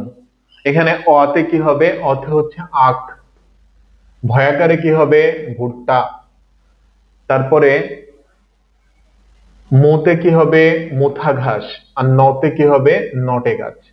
ঠিক আছে? তাহলে আমরা কিভাবে মনে রাখবো? অভাগা মন। এবার আমরা চলে আসি সালোক সংশ্লেষণে ক্লোরোফিলের ভূমিকা। পাতার ক্লোরোফিলের পরিমাণের সাথে সালোক সংশ্লেষণের হারের সরাসরি সম্পর্ক রয়েছে, কারণ একমাত্র ক্লোরোফিলই আলোক শক্তি গ্রহণ করতে পারে। তাহলে আলোক শক্তি কে গ্রহণ করতে পারে? ক্লোরোফিল। পুরাতন ক্লোরোপ্লাস্ট নষ্ট হয়ে যায় এবং তখন নতুন ক্লোরোপ্লাস্ট সংশ্লেষিত হয়। নতুন ক্লোরোপ্লাস্ট এবং ক্লোরোপ্লাস্টের উপাদান সৃষ্টির হারের উপর সালোক সংশ্লেষণের হার নির্ভরশীল। সালোক সংশ্লেষণ ক্ষমতা রক্ষা করার জন্য ক্লোরোপ্লাস্টের বিভিন্ন উপাদান দ্রুত এবং প্রচুর পরিমাণে পুনর্গঠিত হওয়া প্রয়োজন। তবে খুব বেশি পরিমাণ ক্লোরোফিল থাকলে এনজাইমের অভাব দেখা দেয় এবং সালোক সংশ্লেষণ কমে যায়। দেখো, আমি একদম সহজ করে বলি যে ক্লোরোফিলের ভূমিকাটা কি আসলে। যেহেতু ক্লোরোফিলই একমাত্র আলো শোষণ করতে পারে, আর আলো শোষণ না করলে তো সালোক সংশ্লেষণ হবে না, তাহলে ক্লোরোফিল যত বেশি থাকবে সালোক সংশ্লেষণ তত ভালো হবে। কিন্তু কথা হচ্ছে এটা আবার অতিরিক্ত থাকলে সমস্যা। ঠিক আছে? অর্থাৎ অতিরিক্ত থাকা যাবে না, কারণ সেই ক্ষেত্রে এনজাইমের অভাব দেখা দিবে। এবার আমরা চলে আসি হচ্ছে আলোর ভূমিকা কি কি আছে। তাহলে একটা প্রথমে কি জানলা? ক্লোরোফিলের ভূমিকা। এবার আসো কি আলোর ভূমিকা। সালোক সংশ্লেষণ প্রক্রিয়ায় আলোর গুরুত্ব অপরিসীম। পানি এবং কার্বন ডাই অক্সাইড থেকে শর্করা তৈরির জন্য প্রয়োজনীয় শক্তির যে উৎস সেটা অবশ্যই আলো বা সূর্যের আলো। সূর্যের আলো ক্লোরোফিল সৃষ্টিতে অংশগ্রহণ করে। সূর্যালোকের প্রভাবেই পত্ররন্ধ্র উন্মুক্ত হয়। তাহলে দেখো, এই যে কার্বন ডাই অক্সাইডটা পাতার ভেতরে প্রবেশ করবে সেটার জন্য কি পত্ররন্ধ্রটা উন্মুক্ত থাকতে হবে, পাতার ছিদ্রটা। তো এই যে পত্ররন্ধ্রটা উন্মুক্ত হচ্ছে এটা কিন্তু সূর্যালোকের প্রভাবে। তাহলে কার্বন ডাই অক্সাইড পাতার অভ্যন্তরে প্রবেশ করতে পারে এবং খাদ্য প্রস্তুতের করণে অংশগ্রহণ করতে পারে। কিন্তু পাতায় যেটুকু আলো পড়ে তার অতি সামান্য অংশই সালোক সংশ্লেষণ প্রক্রিয়ায় ব্যবহৃত হয়। আবার দেখো, আলোক বর্ণালীর লাল, নীল, কমলা এবং বেগুনি অংশটুকুতেই সালোক সংশ্লেষণ ভালো হয়। দেখো, আমি তোমাদেরকে কয়েকটা কথা বলি, সেটা হচ্ছে কি যে আপতিত আলোক রশ্মি এটা আসলে তিনটা ভাগে ভাগ হয়। একটা হচ্ছে কি, একটা অংশ হচ্ছে প্রতিফলিত হয়। ঠিক আছে? একটা অংশ কি হয়? শোষিত হয়। আর একটা অংশ হচ্ছে প্রতিসরিত হয়। এই জন্য আপতিত আলোর পুরাটাই কি সালোক সংশ্লেষণে ব্যয় হয় না, বা ক্লোরোফিল পুরাটাই শোষণ করে না। এটা আরো বিভিন্ন ভাবে এটা অপচয় হয়। তো যাই হোক, এবং আরেকটা কথা দেখো, তোমরা অবশ্যই আলোক বর্ণালীর কথা জানো। এখানে কয়টা কালার আছে? 7টা। কি কি? বেনি, আসহ, কলা। ঠিক আছে? বেনি, আসহ, কলা। বেতে কি হয়? বেগুনি, নীল, আসমানি, সবুজ, হলুদ, কমলা, লাল। তো তোমরা মনে রাখবা সালোক সংশ্লেষণ ভালো হবে বেনি কলাতে। বেনি কলা। বেনি কলা মানে কি? বেগুনি, নীল, কমলা, লাল। ঠিক আছে? এটা মনে রাখবা, বেগুনি, নীল, কমলা, লাল, বেনি কলা। আচ্ছা, এরপরে কি বলা হচ্ছে? তাহলে সবুজ কিংবা হলুদ আলোতে সালোক সংশ্লেষণ ভালো হয় না। একটা নির্দিষ্ট সীমা পর্যন্ত আলোর পরিমাণ বাড়লে সালোক সংশ্লেষণের হারও বাড়ে, কিন্তু আলোর পরিমাণ অত্যাধিক বেড়ে গেলে পাতার ভেতরকার এনজাইম নষ্ট হয়ে যায়, ক্লোরোফিল উৎপাদন কম হয়, ফলে সালোক সংশ্লেষণের হারও কমে যায়। তাহলে এখানেও ঠিক ওই একই কথা, যে বেশি হইলে ভালো, কিন্তু বেশি অতিরিক্ত বেশি হইলে কি আবার সমস্যা। ঠিক আছে, এটা মনে রাখতে হবে। এবং সাধারণত 400 ন্যানোমিটার থেকে 480 ন্যানোমিটার এবং 680 ন্যানোমিটার তরঙ্গ দৈর্ঘ্য বিশিষ্ট আলোতে সালোক সংশ্লেষণ সবচেয়ে বেশি ভালো হয়। তো দেখো, তো আমাদেরকে কিন্তু এই তরঙ্গ দৈর্ঘ্যগুলা মুখস্থ করতে হয়, বেনি আসহ কলার। ঠিক আছে, এবং এটার রেঞ্জটা হচ্ছে 380 থেকে 780 ন্যানোমিটার। দৃশ্যমান আলোর তরঙ্গ দৈর্ঘ্য 380 থেকে 780 ন্যানোমিটার। আচ্ছা, তো তাহলে দেখো বেগুনি যেটা, এটা হলো 380 থেকে 424। বেগুনি কত? 380 থেকে 424। আর নীল যেটা, এটা হলো 424 থেকে 450। আসমানি হচ্ছে 450 থেকে 500। 500 থেকে 575, 575 থেকে 590, 590 থেকে 647, 647 থেকে 780। তো আমরা তো ফার্স্টেই বললাম যে সালোক সংশ্লেষণ ভালো হবে বেনি কলাতে, তাই না? এই জন্যই দেখো আমাদের রেঞ্জটা এরকম দাঁড়াচ্ছে, যে 400 থেকে 480 ন্যানোমিটার এবং 680 ন্যানোমিটার তরঙ্গ দৈর্ঘ্য বিশিষ্ট আলোতে সালোক সংশ্লেষণ সবচেয়ে ভালো হয়। এবার আমরা চলে আসবো হচ্ছে সালোক সংশ্লেষণের প্রভাবক। তো দেখো এখানে কি কি প্রভাবক আছে। এই প্রভাবক গুলাকে আমরা দুই ভাগে ভাগ করে থাকি, একটা হচ্ছে কিছু বাহ্যিক এবং কিছু হলো অভ্যন্তরীণ। তো বাহ্যিক প্রভাবকের মধ্যে কি পড়ে? একটা হচ্ছে আলো, তো আলোর বিষয়টা আমরা আলোচনা করছি। আর হচ্ছে কি ক্লোরোফিল, যেটা একটা অভ্যন্তরীণ প্রভাবক। তো মানে ব্যাপারটা হচ্ছে গাছের ভেতরকার জিনিস যেগুলো আছে বা পাতার ভেতরকার যেগুলো আছে সেটা হলো অভ্যন্তরীণ, আর বাইরের যেগুলো আছে সেগুলো হচ্ছে বাহ্যিক। এবার আসো carbon die oxide. Carbon die oxide ছাড়া সালোক সংশ্লেষণ প্রক্রিয়া চলতে পারে না। এই প্রক্রিয়ায় যে খাদ্য প্রস্তুত হয় তা কার্বন ডাই অক্সাইড বিজারণের ফলেই হয়ে থাকে। বায়ুমণ্ডলে কার্বন ডাই অক্সাইডের পরিমাণ 0.03 ভাগ, কিন্তু এই প্রক্রিয়ায় উদ্ভিদ শতকরা 1 ভাগ পর্যন্ত কার্বন ডাই অক্সাইড ব্যবহার করতে পারে। অর্থাৎ উদ্ভিদ ব্যবহার করতে পারে শতকরা 1, মানে 1/100 বা হচ্ছে 0.01। ঠিক আছে, 0.01 ভাগ। তাই বায়ুমণ্ডলে কার্বন ডাই অক্সাইডের পরিমাণ বৃদ্ধি পাওয়ার সাথে সামঞ্জস্য রেখে সালোক সংশ্লেষণের পরিমাণও বেড়ে যায়। তবে কার্বন ডাই অক্সাইডের পরিমাণ খুব বেশি মাত্রায় বেড়ে গেলে পাতার মেসোফিল টিস্যুর কোষে অম্লত্ব বেড়ে যায় এবং পত্ররন্ধ্র বন্ধ হয়ে সালোক সংশ্লেষণের হার কমে যায়। তাইলে দেখো একদম সহজভাবে খেয়াল করো। ঠিক আছে, বিষয়টা হচ্ছে এরকম যে আমরা যদি বাহ্যিক প্রভাবকের মধ্যে আসি, বাহ্যিক প্রভাবক, তো এটার যে 2 নম্বর যেটা সেটা হলো কার্বন ডাই অক্সাইড, তাই না? তো তোমরা মনে রাখবা যে কার্বন ডাই অক্সাইড যদি বাড়ে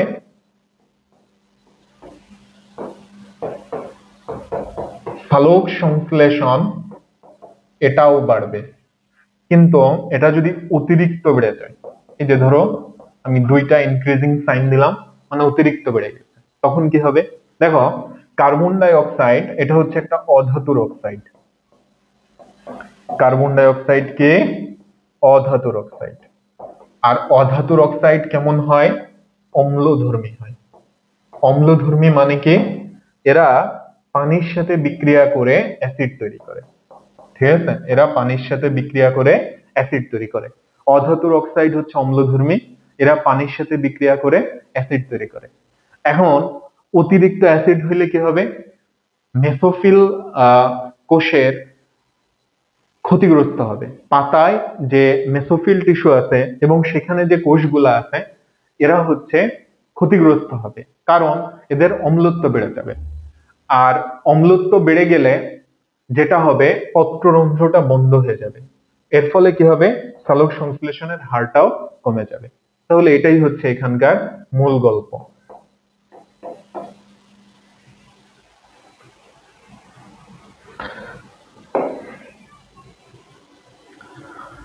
দেখো পত্ররন্ধ্র বন্ধ হওয়ার অসুবিধা কি? পত্ররন্ধ্র যদি বন্ধ হয়ে যায় কার্বন ডাই অক্সাইড কি প্রবেশ করতে পারবে? পারবে না। আর কার্বন ডাই অক্সাইড প্রবেশ করতে যদি না পারে তাহলে হচ্ছে কি সালোক সংশ্লেষণ প্রক্রিয়াও চলবে না। এবার আমরা চলে আসতে পারি তাপমাত্রার মধ্যে। তো বলা হচ্ছে সালোক সংশ্লেষণ প্রক্রিয়ায় তাপমাত্রা বিশেষ প্রভাবক হিসাবে কাজ করে। সাধারণত অতি নিম্ন তাপমাত্রা যেমন হলো 0°C বা এর কাছাকাছি এবং অতি উচ্চ তাপমাত্রা 45°C উপরে এই প্রক্রিয়া চলতে পারে না। অর্থাৎ 0° মানে অতি কম এবং অতি উচ্চ এই তাপমাত্রায় সালোক সংশ্লেষণ প্রক্রিয়া চলতে পারে না। তো এটার জন্য অপটিমাম টেম্পারেচার যেটা, সেটা হচ্ছে 22 থেকে 35°C। ঠিক আছে, এটা মনে রাখবা যে 22 থেকে 35°C এটা হচ্ছে সালোক সংশ্লেষণের অপটিমাম টেম্পারেচার। তাপমাত্রা যদি 22°র কম হয় বা 35°র বেশি হয় তাহলে সালোক সংশ্লেষণের হার কমে যায়। এবার আসা হচ্ছে পানি। সালোক সংশ্লেষণ প্রক্রিয়ায় শর্করা তৈরির উদ্দেশ্যে কার্বন ডাই অক্সাইডকে বিজারণের জন্য প্রয়োজনীয় H+ বা হাইড্রোজেন আয়ন এটা কিন্তু পানি থেকেই আসবে। পানির যদি ঘাটতি হয় পত্ররন্ধ্রের রক্ষী কোষের স্থিতি হারিয়ে রন্ধ্র বন্ধ হয়ে যায়। দেখো ব্যাপারটা একদম সহজ। পাতায় যে ছিদ্র থাকে এই ছিদ্রকে ঘিরে রাখে হচ্ছে রক্ষী কোষ বা গার্ড সেল। ঠিক আছে, আচ্ছা, এখন এই রক্ষী কোষগুলা যখন স্ফীত হয়, স্ফীত হওয়া মানে কি ফুলে যাওয়া, তখন হচ্ছে পত্ররন্ধ্র খুলে যায়। রক্ষী কোষ ফুলে গেলে পত্ররন্ধ্র খুলে যাবে, সহজ কথা। এখন যদি কোনো কারণে পানির ঘাটতি হয় তখন কি হবে? রক্ষী কোষের স্থিতি হবে না, ফলে পত্ররন্ধ্র কি বন্ধ হয়ে যাবে। ফলে বাতাস থেকে কার্বন ডাই অক্সাইড অনুপ্রবেশ বাধাগ্রস্ত হয়।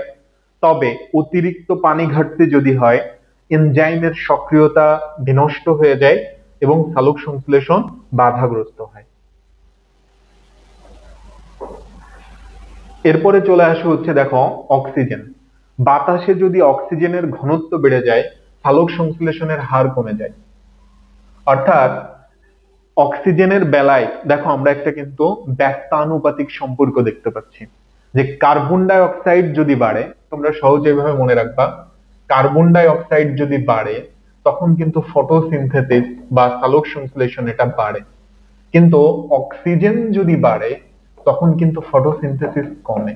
ঠিক আছে, উল্টা ব্যস্তানুপাতিক সম্পর্ক এখানে। তবে ব্যাপারটা যদি এরকমই হয় যে মোটেও অক্সিজেন নাই তাহলে কি সালোক সংশ্লেষণ অনেক ভালো হবে? মোটেও না, তখন সালোক সংশ্লেষণই হবে না। মানে ব্যাপারটা হচ্ছে এরকম যে কম থাকা ভালো এর মানে এই না যে একদমই থাকবে না। এবার আমরা চলে আসি হচ্ছে খনিজ পদার্থের মধ্যে। ক্লোরোফিলের প্রধান উপকরণ এটা হচ্ছে নাইট্রোজেন এবং ম্যাগনেসিয়াম। তাহলে এটা অবশ্যই মনে রাখবা যে ক্লোরোফিলের প্রধান উপকরণ কি? নাইট্রোজেন এবং হচ্ছে কি ম্যাগনেসিয়াম। এটা লোহার অনুপস্থিতিতে পাতা ক্লোরোফিল সংশ্লেষণ করতে পারে না আয়রনের অনুপস্থিতিতে। কিসের অনুপস্থিতিতে? আয়রনের অনুপস্থিতিতে। ফলে পাতা হলুদ হয়ে যায়। কাজেই মাটিতে এই সমস্ত খনিজের অভাব হলে সালোক সংশ্লেষণের হার কমে যায়। তাইলে কোন কোন খনিজ? একটা হচ্ছে নাইট্রোজেন, তারপর হচ্ছে ম্যাগনেসিয়াম আর হচ্ছে আয়রন। এই তিনটার কথা তোমরা ভালোভাবে মনে রাখবা, নাইট্রোজেন, ম্যাগনেসিয়াম এবং হচ্ছে আয়রন। এবার আসি রাসায়নিক পদার্থ।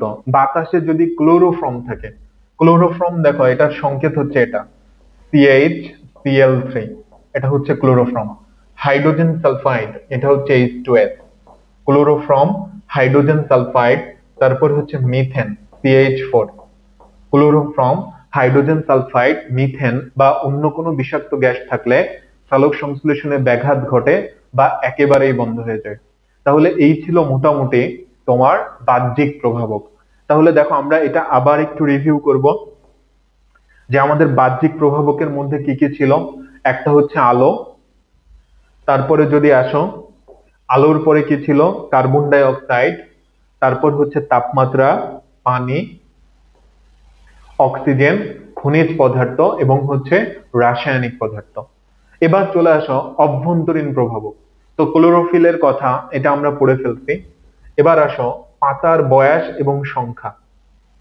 তো বলা হচ্ছে একেবারে কচি পাতা এবং একেবারে বয়স্ক পাতায় ক্লোরোফিলের পরিমাণ কম থাকে বলে সালোক সংশ্লেষণ কম হয়।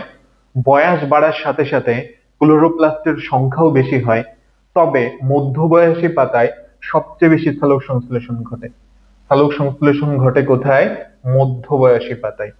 আর পাতা যত বেশি হবে সালোক সংশ্লেষণও কি তত বেশি হবে। তবে বয়সের ব্যাপারটা এখানে আমাদের মাথায় রাখতে হবে যে মধ্যবয়সী পাতায় হচ্ছে সালোক সংশ্লেষণটা বেশি হবে। এরপর আসি আমরা শর্করার পরিমাণ। সালোক সংশ্লেষণ চলাকালীন শর্করার পরিবহন যদি কম হয় তাহলে সেখানে তা জমা হয়ে থাকে। বিকেলে পাতায় আহ বেশি শর্করা জমা হয়। বিকেলে পাতায় বেশি শর্করা জমা হয়, মানে পাতায় যে শর্করাটা তৈরি হচ্ছে এটা তো পরিবহনের মাধ্যমে উদ্ভিদের অন্যান্য অংশে ছড়াই যাবে, কিন্তু এটা যদি বেশি না ছড়াইতে পারে তাহলে কি সেখানে জমা হয়ে থাকবে। তো এই কাজটা কখন বেশি হয়? বিকেলে হয়। এই জন্য সালোক সংশ্লেষণের গতিটা মন্থর হয়, এটা মনে রাখবা যে বিকেলে। আর একটা হচ্ছে পটাশিয়াম। পটাশিয়ামের অভাব হলে সালোক সংশ্লেষণের পরিমাণ বেশ কমে যেতে দেখা যায়, কারণ সম্ভবত এই প্রক্রিয়ায় পটাশিয়াম অনুঘটক হিসেবে কাজ করে। তাহলে আমাদেরকে পটাশিয়ামের কথা অবশ্যই ভালোভাবে খেয়াল রাখতে হবে। এছাড়া সালোক সংশ্লেষণের জন্য বিভিন্ন এনজাইমের প্রয়োজন হয়। তাহলে দেখো আমরা অভ্যন্তরীণের মধ্যে কি কি পাচ্ছি? একটা হচ্ছে ক্লোরোফিল, তারপরে পাতার বয়স এবং সংখ্যা, শর্করার পরিমাণ, পটাশিয়াম এবং হচ্ছে এনজাইম। এবার দেখো আমরা চলে আসবো হচ্ছে সালোক সংশ্লেষণ প্রক্রিয়ার গুরুত্বের মধ্যে চলে আসি, যে জীব জগতে সালোক সংশ্লেষণের আসলে কি গুরুত্ব আছে। তো দেখো আমরা বলতেই পারি যে বিশ্বের সব থেকে গুরুত্বপূর্ণ জৈব রাসায়নিক বিক্রিয়া হচ্ছে সালোক সংশ্লেষণ। এই বিক্রিয়ার মাধ্যমে সূর্যালোক এবং জীবনের মধ্যে সেতু বন্ধন সৃষ্টি হয়েছে। নিচের সংক্ষিপ্ত আলোচনা থেকে সালোক সংশ্লেষণের গুরুত্ব উপলব্ধি করা যাবে। বিশ্বজুড়ে এই বিক্রিয়ার ব্যাপকতা লক্ষ্য করে কোনো বিজ্ঞানী এই প্রক্রিয়াকে জৈব রাসায়নিক কারখানা নামে অভিহিত করেছেন। কি নামে? জৈব রাসায়নিক কারখানা। এটা তোমরা মনে রাখবা। সমস্ত শক্তির উৎস হলো সূর্য। একমাত্র সবুজ উদ্ভিদই সালোক সংশ্লেষণ প্রক্রিয়ায় সৌরশক্তিকে রাসায়নিক শক্তিতে পরিণত করে খাদ্যের মধ্যে আবদ্ধ করতে পারে। কোনো প্রাণী তার নিজের খাদ্য প্রস্তুত করতে পারে না। আমরা খাদ্য হিসাবে ভাত, রুটি, ফলমূল, মাছ, মাংস, দুধ, ডিম ইত্যাদি যাই গ্রহণ করি না কেন তার সবই প্রত্যক্ষ বা পরোক্ষভাবে সবুজ উদ্ভিদ থেকে পেয়ে থাকি। কাজেই খাদ্যের জন্য সমগ্র প্রাণীকুল সবুজ উদ্ভিদের উপর সম্পূর্ণভাবে নির্ভরশীল। আর সবুজ উদ্ভিদ এই খাদ্য প্রস্তুত করে সালোক সংশ্লেষণ প্রক্রিয়ায়। কাজেই বলা যায় পৃথিবীর, দেখো এই লাইনটা হচ্ছে মোস্ট ইম্পর্টেন্ট, পৃথিবীর সকল উদ্ভিদ এবং প্রাণীর খাদ্য প্রস্তুত হয় সালোক সংশ্লেষণের মাধ্যমে। তাহলে সালোক সংশ্লেষণ যদি না হতো তাহলে উদ্ভিদও সার্ভাইভ করতো না, প্রাণীও সার্ভাইভ করতো না, সব কিছু ধ্বংস হয়ে যেত। এছাড়া দেখো পরিবেশের ভারসাম্য রক্ষায়, বিশেষ করে অক্সিজেন এবং কার্বন ডাই অক্সাইডের সঠিক অনুপাত রক্ষায় সালোক সংশ্লেষণ প্রক্রিয়া এক বিশেষ ভূমিকা পালন করে থাকে। উল্লেখ্য, বাতাসে অক্সিজেন আছে দেখো 20.95 ভাগ এবং কার্বন ডাই অক্সাইড আছে 0.033 ভাগ। তোমরা দেখো এইভাবে মনে রাখবা, অক্সিজেন হচ্ছে O2, তাই না? তাহলে 2 আর O মানে 0 মিলে হচ্ছে 20। ক্লিয়ার? 2 আর O মানে হচ্ছে 20। পৃথিবীতে উদ্ভিদ এবং প্রাণীর স্বাভাবিক বৃদ্ধি এবং জীবন যাপনের জন্য বায়ুতে এই দুটি গ্যাসের পরিমাণ স্বাভাবিক পর্যায়ে থাকতে হয়। এ পরিমাণের তারতম্য ঘটলে বায়ুমণ্ডল জীবজগতের জন্য ক্ষতিকর হয়ে উঠবে। আমরা জানি সব জীবেই সব সময়ের জন্য শ্বসন ক্রিয়া চলতে থাকে। দেখো একটা বিষয়, ব্যাপারটা হলো সালোক সংশ্লেষণ, এটা আলোর উপস্থিতিতে হবে। তাহলে কি সূর্যের আলো থাকতে হবে, অর্থাৎ সালোক সংশ্লেষণ এটা কিন্তু 24 আওয়ার হবে না, ঠিক আছে? এটা দিনের বেলা। কিন্তু শ্বসন যে প্রক্রিয়াটা, মানে গ্লুকোজ জারিত হওয়া হয়ে শক্তি উৎপন্ন হওয়া, এই প্রক্রিয়া কিন্তু 24 ঘন্টা চলতে থাকে। তো তাহলে শ্বসন প্রক্রিয়ায় যেটা হয়, জীব অক্সিজেন গ্রহণ করে এবং কার্বন ডাই অক্সাইড ত্যাগ করে। অর্থাৎ সালোক সংশ্লেষণের ঠিক উল্টা। সালোক সংশ্লেষণ প্রক্রিয়ায় কি হয়? সালোক সংশ্লেষণ প্রক্রিয়ায় অক্সিজেন তৈরি হয় আর কার্বন ডাই অক্সাইডটা হচ্ছে গৃহীত হয়। আর এখানে উল্টা, এখানে হচ্ছে অক্সিজেন গৃহীত হয় আর কার্বন ডাই অক্সাইড ত্যাগ হয়। কেবল শ্বসন প্রক্রিয়া চলতে থাকলে বায়ুমণ্ডলে অক্সিজেন গ্যাসের স্বল্পতা এবং কার্বন ডাই অক্সাইড গ্যাসের আধিক্য দেখা দিত। যে ধরো শুধুমাত্র শোষণই চলতেছে, তাহলে কি হচ্ছে, প্রচুর পরিমাণে কার্বন ডাই অক্সাইড বায়ুমণ্ডলে আছে এবং অক্সিজেনের প্রচুর ঘাটতি দেখা গেছে। কিন্তু সবুজ উদ্ভিদ সালোক সংশ্লেষণ প্রক্রিয়ায় বায়ুমণ্ডল থেকে কার্বন ডাই অক্সাইড গ্রহণ করে এবং অক্সিজেন ত্যাগ করে বলে এখনো বায়ুমণ্ডলে অক্সিজেন এবং কার্বন ডাই অক্সাইডের সঠিক অনুপাত রক্ষিত হচ্ছে। তবে বর্তমানে অধিক হারে বন জঙ্গল ধ্বংস করার ফলে বায়ুমণ্ডলে এই দুটি গ্যাসের অনুপাত নষ্ট হওয়ার আশঙ্কা দেখা গিয়েছে। কাজেই অবশ্যই আমাদেরকে কি প্রচুর পরিমাণে গাছ লাগাতে হবে। মানব সভ্যতার অগ্রগতি অনেকাংশে সালোক সংশ্লেষণের উপর প্রত্যক্ষ বা পরোক্ষভাবে নির্ভরশীল। অন্ন, বস্ত্র, শিল্প সামগ্রী যেমন নাইলন, রেয়ন, কাগজ, সেলুলোজ, কাঠ, রাবার, ঔষধ যেমন কুইনাইন, মরফিন। এখানে দুইটা ওষুধের কথা বলা হয়েছে, একটা হচ্ছে কুইনাইন আর একটা মরফিন। তারপরে জ্বালানি কয়লা, পেট্রোল, গ্যাস প্রভৃতি উদ্ভিদ থেকে পাওয়া যায়। তাই সালোক সংশ্লেষণ যদি না ঘটে মানব সভ্যতা ধ্বংস হবে এবং বিলুপ্ত হবে জীবজগৎ। সুতরাং সালোক সংশ্লেষণ জীবজগতের সবচেয়ে গুরুত্বপূর্ণ জৈব রাসায়নিক প্রক্রিয়া। শুধু তাই নয়, আজ থেকে প্রায় 5 বিলিয়ন বছর আগে, কত বছর আগে, 5 বিলিয়ন বছর আগে যখন পৃথিবী সৃষ্টি হয় তখন এখানে কোনো গ্যাসীয় অক্সিজেন ছিল না। আদি উদ্ভিদ সালোক সংশ্লেষণ প্রক্রিয়ায় অক্সিজেন তৈরি করে এই পৃথিবীকে আমাদের জন্য বাসযোগ্য করে দিয়েছিল। তাহলে দেখো, একদম সংক্ষেপে যদি আমি বলি যে সালোক সংশ্লেষণ কেন পৃথিবীর সব থেকে গুরুত্বপূর্ণ জৈব রাসায়নিক প্রক্রিয়া, কারণ সালোক সংশ্লেষণ প্রক্রিয়ায় সবুজ উদ্ভিদ তার নিজের খাদ্য তৈরি করে।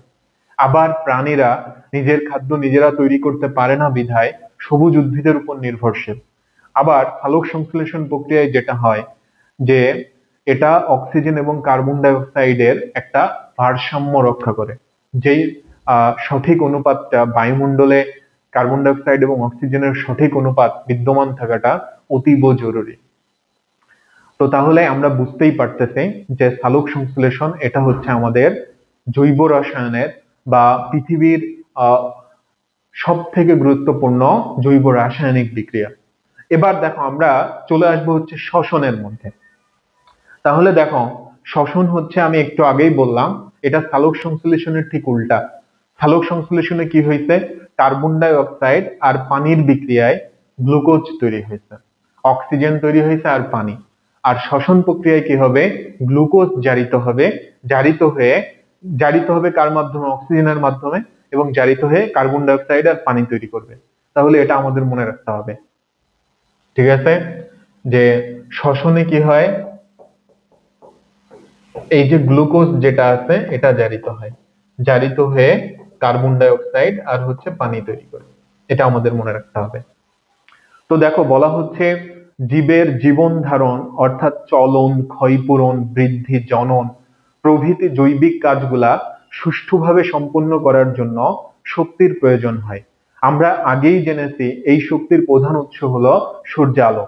সালোক সংশ্লেষণের সময় উদ্ভিদ সৌর শক্তিকে শর্করা জাতীয় খাদ্য বস্তুর মধ্যে স্থিতি শক্তি রূপে সঞ্চয় করে রাখে। কেমন শক্তি রূপে? পটেনশিয়াল এনার্জি বা বিভব শক্তি। তোমরা ফিজিক্সে পড়ছো যে শক্তি দুই প্রকার, একটা হলো বিভব শক্তি আর একটা কি গতি শক্তি।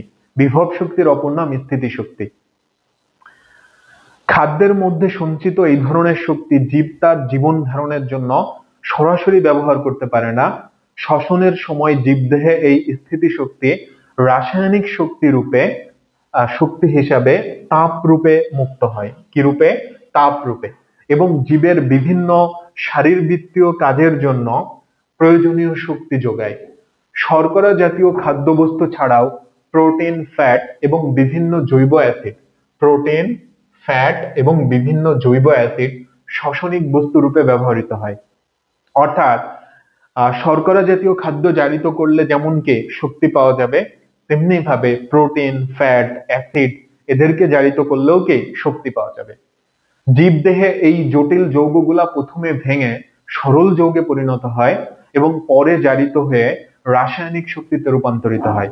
সাধারণ তাপমাত্রায় জীবদেহের প্রতিটি কোষে দিবারাত্রি 24 ঘন্টায় শোষণ চলতে থাকে, এটা আমি আগেই বলছি। তবে উদ্ভিদের বর্ধিষ্ণু অঞ্চলে, বর্ধিষ্ণু মানে কি, যে অঞ্চলটা বৃদ্ধি পাচ্ছে, ইনক্রিজিং, তো বর্ধিষ্ণু অঞ্চলে যেমন হলো ফুল এবং পাতার কুঁড়ি, অঙ্কুরিত বীজ, মূল এবং কাণ্ডের অগ্রভাগ, এই সমস্ত জায়গাগুলোতে শ্বসন ক্রিয়ার হারটা অনেক বেশি থাকে। সজীব কোষের সাইটোপ্লাজম এবং মাইটোকন্ড্রিয়াতে শ্বসন প্রক্রিয়া সম্পন্ন হয়। তাহলে দেখো, আমরা যখন সালোক সংশ্লেষণ পড়ছিলাম সেক্ষেত্রে আমাদেরকে দুইটা কোষীয় অঙ্গাণুর কথা পড়তে হয়েছিল, একটা হচ্ছে মাইটোকন্ড্রিয়া এবং আরেকটা হচ্ছে প্লাস্টিড, বিশেষ করে ক্লোরোপ্লাস্ট। আর আমি যখন শ্বসনের মধ্যে চলে আসব সেক্ষেত্রে হচ্ছে আমাদের দেখো সাইটোপ্লাজম এবং মাইটোকন্ড্রিয়া জড়িত, এটা মনে রাখবা। এই জৈব রাসায়নিক প্রক্রিয়ায় জীবদেহ যৌগিক খাদ্যদ্রব্য জারিত করে সরল দ্রব্য পরিণত করে এবং শক্তি উৎপন্ন করে। এবার আমরা চলে আসতে পারি শ্বসনের প্রকারভেদের মধ্যে। তো দেখো, আমরা সালোক সংশ্লেষণ এটার কিন্তু কোনো প্রকারভেদ পড়ি নাই, কিন্তু শ্বসন এটার কিন্তু দুইটা টাইপ আছে, একটা হচ্ছে সবাত আর একটা হচ্ছে অবাত। তো সবাত, বাত মানে হলো বাতাস, অর্থাৎ এই ক্ষেত্রে বাতাস থাকতেই হবে, অর্থাৎ এটা হচ্ছে অক্সিজেনের উপস্থিতিতে হবে। আর অবাত, অ মানে নাই, বাতাস নাই অক্সিজেনের অনুপস্থিতিতে। তাহলে যেই শ্বসন প্রক্রিয়ায় অক্সিজেনের প্রয়োজন হয় এবং শ্বসনিক বস্তু সম্পূর্ণরূপে জারিত হয়ে কার্বন ডাই অক্সাইড, পানি এবং বিপুল পরিমাণ শক্তি উৎপন্ন করে, তাকে হচ্ছে সবাত শোষণ বলে। আর এটাই হচ্ছে উদ্ভিদ এবং প্রাণীর স্বাভাবিক শ্বসন প্রক্রিয়া। তাহলে স্বাভাবিক শ্বসন প্রক্রিয়া কোনটা? সবাত। সতে সবাত, সতে স্বাভাবিক, এভাবে তোমরা মনে রাখবা। তো এটার ইকুয়েশনটা দেখো, আমরা একটু এখন দেখে নিব। এই যে গ্লুকোজ জারিত হচ্ছে, জারিত মানে অক্সিজেনের সাথে বিক্রিয়া, কার্বন ডাই অক্সাইড পাওয়া যাবে, পানি পাওয়া যাবে এবং শক্তি পাওয়া যাবে। শক্তির পরিমাণ কত? 686 কিলো ক্যালোরি পার মোল, 686 কিলো ক্যালোরি পার মোল। সবাত শোষণ প্রক্রিয়ায় 1 অণু গ্লুকোজ সম্পূর্ণরূপে জারিত হয়ে 6 অণু কার্বন ডাই অক্সাইড এবং 6 অণু পানি এবং 38টি এটিপি উৎপন্ন করে। এই 38টি এটিপি, 38 এটিপি, এটাই ইকুইভ্যালেন্ট হচ্ছে 686 কিলো ক্যালোরি এনার্জি। ঠিক আছে, এটা আমরা মনে রাখবো। আর অবাত, অ মানে হচ্ছে নাই, বাতাস নাই, অর্থাৎ যেই শ্বসন প্রক্রিয়া অক্সিজেনের অনুপস্থিতিতে হয় তাকে আমরা বলবো হচ্ছে অবাত শোষণ।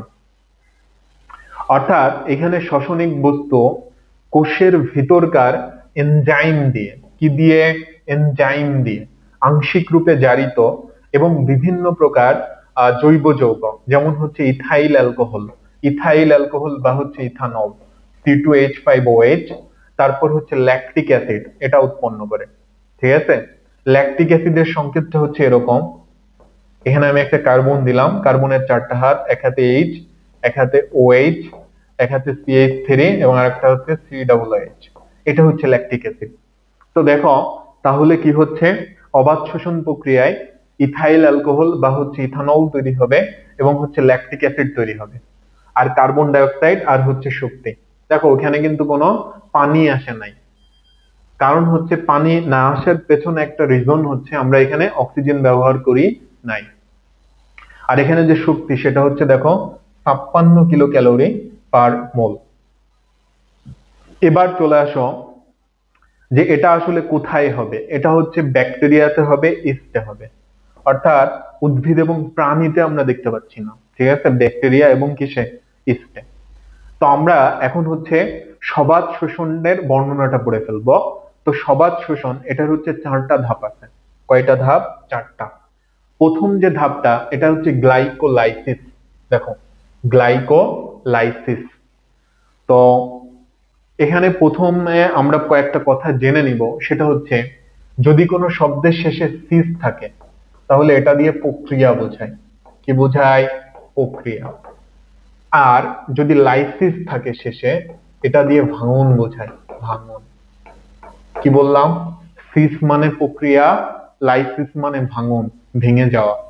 আচ্ছা, তাহলে গ্লাইকোলাইসিস মানে হলো গ্লুকোজ ভেঙে যাওয়া। কি ভেঙে যাওয়া? গ্লুকোজ ভেঙে যাওয়া।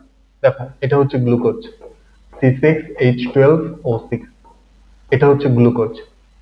তো এই যে গ্লুকোজ, এটাকে যদি আমি ভাঙ্গি আমি কি পাবো? Pyruvic acid. পাইরুভিক অ্যাসিডের সংকেত হচ্ছে এটা CH3COCOH, ঠিক আছে, বা C3H4O3। এটা হচ্ছে পাইরুভিক অ্যাসিড, C3H4O3। এটাকে আমরা কি বলে থাকি? Pyruvic acid. তো একটা বিষয় খেয়াল করো, গ্লুকোজে কার্বন আছে কয়টা? 6টা। পাইরুভিক অ্যাসিডে কার্বন আছে কয়টা? 3টা। তাহলে এটা 2 অণু পাওয়া যাবে, ঠিক আছে। এটা হচ্ছে আমাদের প্রথম কথা, যে আমি যদি গ্লুকোজকে ভাঙি পাইরুভিক অ্যাসিড পাওয়া যাবে। এবং গ্লুকোজ এটা কয় কার্বন বিশিষ্ট? 6 কার্বন। পাইরুভিক অ্যাসিড কয় কার্বন বিশিষ্ট? 3 কার্বন। এই জন্য এটা 2 অণু পাওয়া যাবে। কথা ক্লিয়ার? আর লাইসিস মানে কি? লাইসিস মানে হচ্ছে ভাঙন। লাইসিস শব্দের অর্থ ভাঙন। আর গ্লাইকোলাইসিস মানে কি? গ্লুকোজের ভাঙন, ঠিক আছে। এভাবে একটু বুঝে বুঝে পড়লে এগুলা কিন্তু তোমাদের কাছে আর কঠিন মনে হবে না।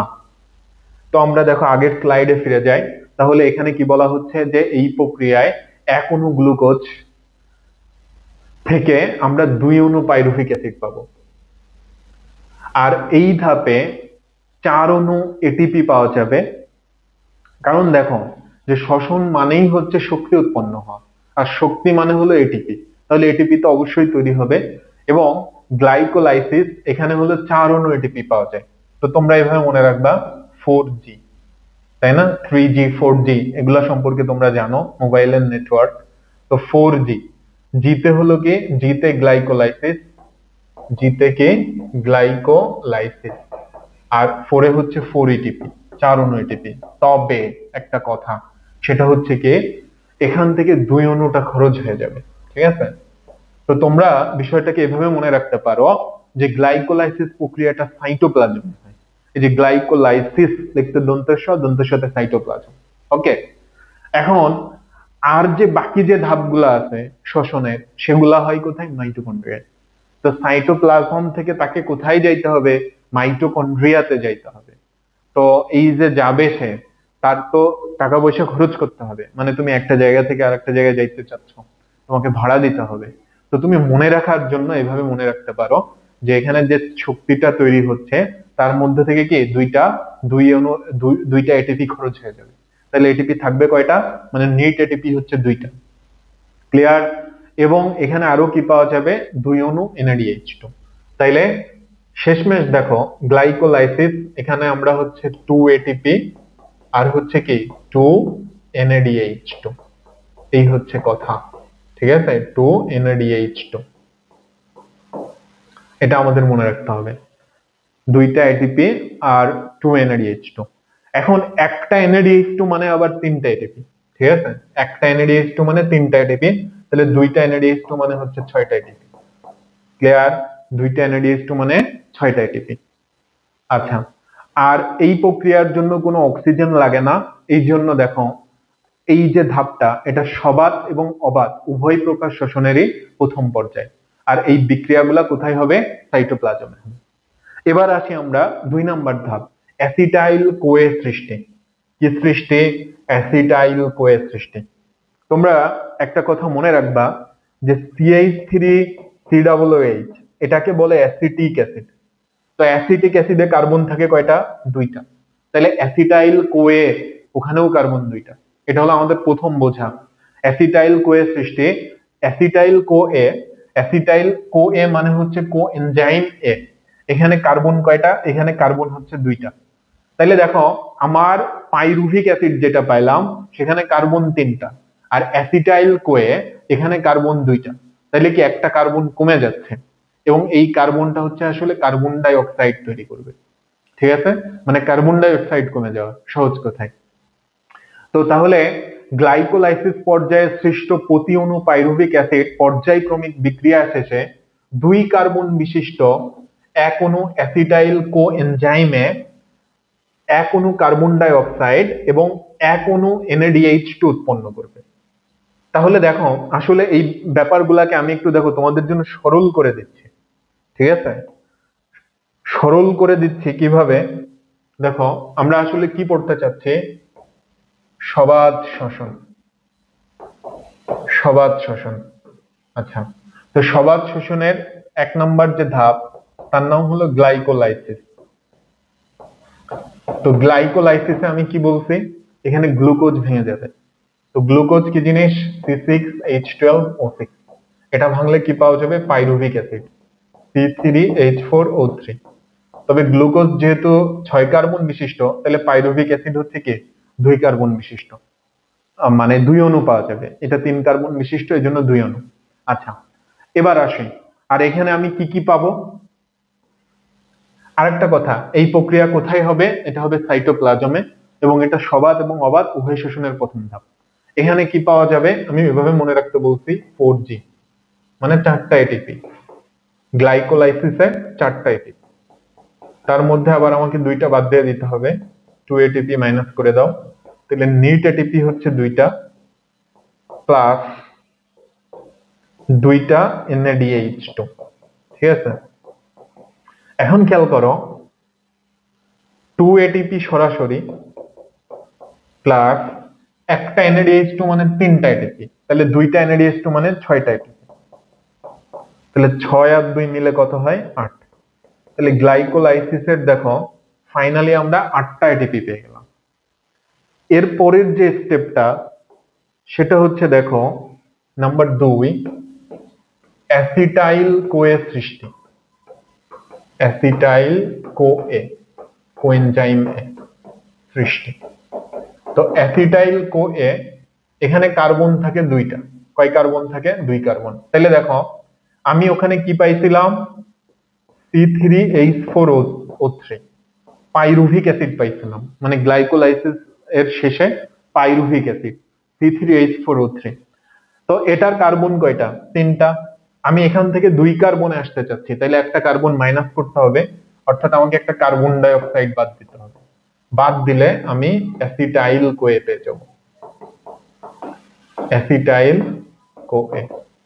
তাহলে কি দাঁড়াচ্ছে, এই ধাপে কি পাওয়া যাবে, এই ধাপে 1 অণু কার্বন ডাই অক্সাইড, তারপরে 1 অণু অ্যাসিটাইল কোয়ে, আর একটা NADH2 পাওয়া যাবে, একটা। ঠিক আছে, একটা NADH2 পাওয়া যাবে। এখন বিষয়টা হচ্ছে কি, দেখো পাইরুভিক অ্যাসিড তো 2 অণু ছিল, তাহলে পাইরুভিক অ্যাসিড যদি 2 অণু হয়, এগুলাও সব ডাবল হয়ে যাবে, অর্থাৎ কার্বন ডাই অক্সাইডও 2 অণু, অ্যাসিটাইল কোয়ে সেটাও 2 অণু, NADH2 2 অণু। তো NADH2 2 অণু মানে কি, 6টা এটিপি, তাহলে এটার নেট উৎপাদন হচ্ছে 6টা এটিপি। কথা ক্লিয়ার? আশা রাখি তোমরা বুঝতে পারছো ব্যাপারটা। তো এখানে দেখো শেষমেশ এই কথাবার্তাগুলাই বলা হয়েছে যে 2 অণু পাইরুভিক অ্যাসিড থেকে আমরা 2 অণু অ্যাসিটাইল কোয়ে পাবো, 2 অণু কার্বন ডাই অক্সাইড আর 2 অণু NADH2 পাবো। আর এই ধাপটা কোথায় হবে, এটা অবশ্যই মাইটোকন্ড্রিয়াতে হবে। ঠিক আছে, এবং এটা মাইটোকন্ড্রিয়ার কোথায়, এটা হচ্ছে মাইটোকন্ড্রিয়ার ম্যাট্রিক্সে। তোমরা যখন মাইটোকন্ড্রিয়ার গঠন পড়ছো, তখন অবশ্যই মাইটোকন্ড্রিয়ার ম্যাট্রিক্স, স্ট্রোমা, এগুলা সম্পর্কে তোমরা পড়ছো। তাহলে দেখো শেষমেশ কি দাঁড়াচ্ছে, প্রথম যে ধাপ এখানে 8টা এটিপি পেলাম, আর শেষ যে ধাপ সেখানে হচ্ছে কি 6টা এটিপি পেলাম। এর পরের যে ধাপ দেখো 3 নাম্বার যেটা, এটা হলো ক্রেবস সাইকেল। ঠিক আছে, ক্রেবস চক্র। তো এই প্রক্রিয়াটা কে আবিষ্কার করছে, ক্রেবস আবিষ্কার করছে, ওনার নাম অনুসারে এটাকে ক্রেবস চক্র বলা হয়। আর এই পর্যায়ে অ্যাসিটাইল কোয়েটা মাইটোকন্ড্রিয়াতে প্রবেশ করবে। কোথায় প্রবেশ করবে, মাইটোকন্ড্রিয়াতে। এই চক্রের সকল বিক্রিয়ায় মাইটোকন্ড্রিয়াতে হবে, এবং এই চক্রে 1 অণু অ্যাসিটাইল কোয়ে থেকে 2 অণু কার্বন ডাই অক্সাইড, 3 অণু NADH2, 1 অণু FADH2 এবং 1 অণু জিটিপি উৎপন্ন হবে। দেখো তাহলে এই ইনফরমেশন গুলো একটু তোমাকে মাথায় রাখতে হবে, যে এইখানে তো তোমাদের যখন তোমরা উচ্চ মাধ্যমিক লেভেলে পড়বা বা ইন্টারমিডিয়েট লেভেলে পড়বা, সেক্ষেত্রে তোমরা দেখবা যে কিভাবে আসলে এই 1 অণু অ্যাসিটাইল কোয়ে থেকে 2 অণু কার্বন ডাই অক্সাইড, 3 অণু NADH2, 1 অণু FADH2 এবং 1 অণু জিটিপি পাওয়া যায়। তো তোমাদের বইতে এটা সম্পর্কে বিস্তারিত বর্ণনা করা হয় নাই, তোমরা শুধুমাত্র জাস্ট এই স্টেপটা মনে রাখো যে আমার 3 নাম্বার যে ধাপ যেটা ক্রেবস সাইকেল। তো কথা হলো সি 3 নাম্বার অক্ষর, তো এজন্য এটা 3 নাম্বার ধাপ। তো এখানে আমি কি পাবো, আমার অ্যাসিটাইল কোয়ে, এক অণু অ্যাসিটাইল কোয়ে, সেখান থেকে কি পাওয়া যায়, সেখান থেকে হচ্ছে 2 অণু কার্বন ডাই অক্সাইড, 2 অণু কার্বন ডাই অক্সাইড, তাহলে কার্বন ডাই অক্সাইড হচ্ছে 2 অণু প্লাস FADH2, NADH2 হচ্ছে 3 অণু, NADH2 হচ্ছে 3 অণু, 3 অণু NADH2 পাওয়া যায়, 1 অণু FADH2 পাওয়া যায়, আর 1 অণু GTP পাওয়া যায়। ক্লিয়ার? তাহলে তোমরা সহজে এভাবে মনে রাখবা যে GTP একটা, FADH2 যেটা সেটাও একটা, NADH2 তিনটা, কিন্তু কার্বন ডাই অক্সাইড হচ্ছে 2টা। ঠিক আছে? কার্বন ডাই অক্সাইড কয়টা? 2টা। সহজে দেখো এইভাবে মনে রাখা যায় যে অ্যাসিটাইল কোয়ে, সেখানে কার্বন কয়টা? 2টা। তো ওখান থেকে 2 অণু কার্বন ডাই অক্সাইড আসবে, আর বাকিগুলা হচ্ছে শক্তি, একটা জিটিপি, একটা FADH2, আর তিনটা হচ্ছে NADH2। তাহলে এখন আমার অ্যাসিটাইল কোয়ে তো ছিল 2 অণু, তাহলে 1 অণু থেকে যদি এগুলা পাওয়া যায়, 2 অণু থেকে কিন্তু এগুলা ডাবল পাওয়া যাবে, অর্থাৎ 4 অণু কার্বন ডাই অক্সাইড, 6 অণু NADH2, 2 অণু FADH2 এবং 2 অণু জিটিপি। ক্লিয়ার? এখন দেখো আমরা যদি শক্তির হিসাবটা বোঝার চেষ্টা করি, আমাদের 3 নম্বর ধাপ যেটা ক্রেবস সাইকেল। তো ক্রেবস সাইকেল যেটা, এখানে কি কি পাওয়া যায়, কি বললাম, এখানে হচ্ছে 1 অণু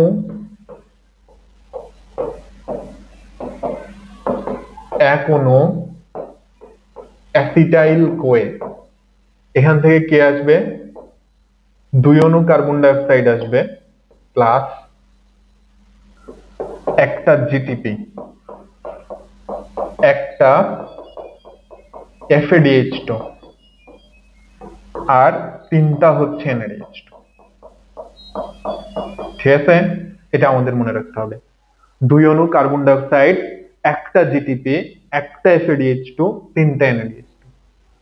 এখন খেয়াল করো, অ্যাসিটাইল কোয়ে তো 2 অণু ছিল, তাহলে 2 অণু অ্যাসিটাইল কোয়ে থেকে 4 অণু কার্বন ডাই অক্সাইড, 2টা জিটিপি, 2টা FADH2, আর হচ্ছে 3টা NADH2 পাওয়া যাবে। তো দেখো 2 জিটিপি মানে 2 এটিপি, ঠিক আছে, 2 FADH2 মানে 4 এটিপি, কারণ একটা FADH2 তে 2টা এটিপি হয়, আর একটা NADH2 তে 3টা এটিপি, মানে হচ্ছে 9টা এটিপি। তোমরা এটা মনে রাখবা, 1 GTP equal 1 ATP, 1 FADH2 equal 2 ATP, 1 NADH2 equal 3 ATP। তাহলে মোটামুটি আমরা এখানে কয়টা এটিপি পাচ্ছি, 9 আর 4 হলো 13, 13 আর 2 হচ্ছে 15টা। ঠিক আছে? এটা মাথায় রাখবা। একটা NADH2 তে হচ্ছে 3টা, তাইলে 3 NADH2 তে কয়টা হবে, 9টা। এখন খেয়াল করো, আমরা 1 GTP থেকে কি পাইছি, 2 GTP, মানে যখন 1 অণু অ্যাসিটাইল কোয়ে থেকে 1 GTP, তাহলে 2 অণু অ্যাসিটাইল কোয়ে থেকে 2 GTP, আর 1 অণু অ্যাসিটাইল কোয়ে থেকে 1 FADH2, তাহলে 2 অণু থেকে হচ্ছে 2 FADH2, আর NADH2 তাহলে কয়টা হবে, 6টা। তাহলে 6, 3, 6, 18, সব মিলায়া দেখো আমার কত চলে আসতেছে, 2 প্লাস 4 প্লাস 18, অর্থাৎ 24টা এটিপি। কথা ক্লিয়ার? ওকে। তাইলে দেখো আমরা ফাইনালি এরকম একটা সিদ্ধান্তে পৌঁছাইতে পারি যে আমাদের সবাত শোষণের যে স্টেপ গুলা ছিল, নাম্বার 1 এটা হচ্ছে গ্লাইকোলাইসিস। আমরা দেখছিলাম যে এখানে টোটাল ছিল হচ্ছে 8টা এটিপি, 8টা। নাম্বার 2 অ্যাসিটাইল কোয়ে সৃষ্টি, অ্যাসিটাইল কোয়ে সৃষ্টি, এটাতে হচ্ছে কয়টা, 6টা, 6 এটিপি। আর ক্রেবস সাইকেল যেটা, এটাতে হচ্ছে 24টা, তাহলে সব মিলায় কয়টা হয়, 38টা। ঠিক আছে? এটা মনে রাখবা। তাইলে দেখো এবার যদি আমরা চলে আসি, উল্লেখ্য প্রাণী কোষের ক্রেবস চক্রে কখনো কখনো জিটিপি এর পরিবর্তে সরাসরি এটিপি উৎপন্ন হতে পারে। তাহলে সরাসরি এটিপি উৎপন্ন হতে পারে কার ক্ষেত্রে? প্রাণী কোষের ক্ষেত্রে, নট উদ্ভিদ কোষ। জিটিপি মানে হচ্ছে গুয়ানোসিন ট্রাইফসফেট, এটিপি মানে হচ্ছে অ্যাডেনোসিন ট্রাইফসফেট, জিটিপি মানে কি? Guanosine triphosphate. এটা মনে রাখবা। তো বলা হচ্ছে সমস্ত উদ্ভিদের ক্ষেত্রে এই চক্রে জিটিপি এর পরিবর্তে সবসময়ই এটিপি উৎপন্ন হয়। ঠিক আছে। পরবর্তী ধাপ ইলেকট্রন প্রবাহ তন্ত্রে, যেহেতু এক অণু জিটিপি এর সমতুল্য হিসেবে এক অণু এটিপি উৎপন্ন হয়, সেহেতু এই পার্থক্যটি ক্রেবস চক্র থেকে উৎসারিত মোট শক্তির পরিমাণে কোনো তারতম্য ঘটায় না। মানে সহজ কথায় তুমি জিটিপি বলো আর এটিপি বলো, এক অণু জিটিপি মানেই হচ্ছে এক অণু এটিপি। ঠিক আছে, তাহলে মোট এটিপির হিসাবে কি কোনো হেরফের হবে না। এবার আমরা চলে আসব ইলেকট্রন প্রবাহ তন্ত্র। উপরোক্ত তিনটি ধাপে যে NADH2 তারপর হচ্ছে FADH2 উৎপন্ন হয়, এই ধাপে সেগুলা জারিত হয়ে এটিপি, পানি এবং উচ্চ শক্তির ইলেকট্রন এবং প্রোটন উৎপন্ন হয়। অর্থাৎ দেখো, এই যে NADH2 এবং FADH2 এইগুলা হচ্ছে এখন জারিত হবে, জারিত হয়ে তারপর এটিপি উৎপন্ন করবে। কিন্তু আমরা কিন্তু আমরা দেখো যেগুলা সরাসরি এটিপি পেয়ে গেছি সেগুলাতে কিন্তু আহ আমাদের আর কি সেগুলা তো আমরা সরাসরি পেয়ে গেছি। কিন্তু আমরা তখন বলছিলাম যে অনঅণু NADH2 মানে হচ্ছে 3টা এটিপি, তারপরে অনঅণু FADH2 মানে 2টা এটিপি। এটা কিন্তু আমরা জারিত হওয়ার পরে পাই, এবং সেটা কোন ধাপে? এই যে ইলেকট্রন ট্রান্সপোর্ট সিস্টেম, এই ধাপটাতে। এটা মাথায় রাখবা। আচ্ছা, তো বলা হচ্ছে ইলেকট্রন প্রবাহ তন্ত্রের মধ্য দিয়ে প্রবাহিত হওয়ার সময় যে শক্তি প্রদান করে সেই শক্তি এটিপি তৈরিতে ব্যবহৃত হয়। ইলেকট্রন প্রবাহ তন্ত্র মাইটোকন্ড্রিয়ায় সংগঠিত হয়। কোথায় সংগঠিত হয়? মাইটোকন্ড্রিয়ায়।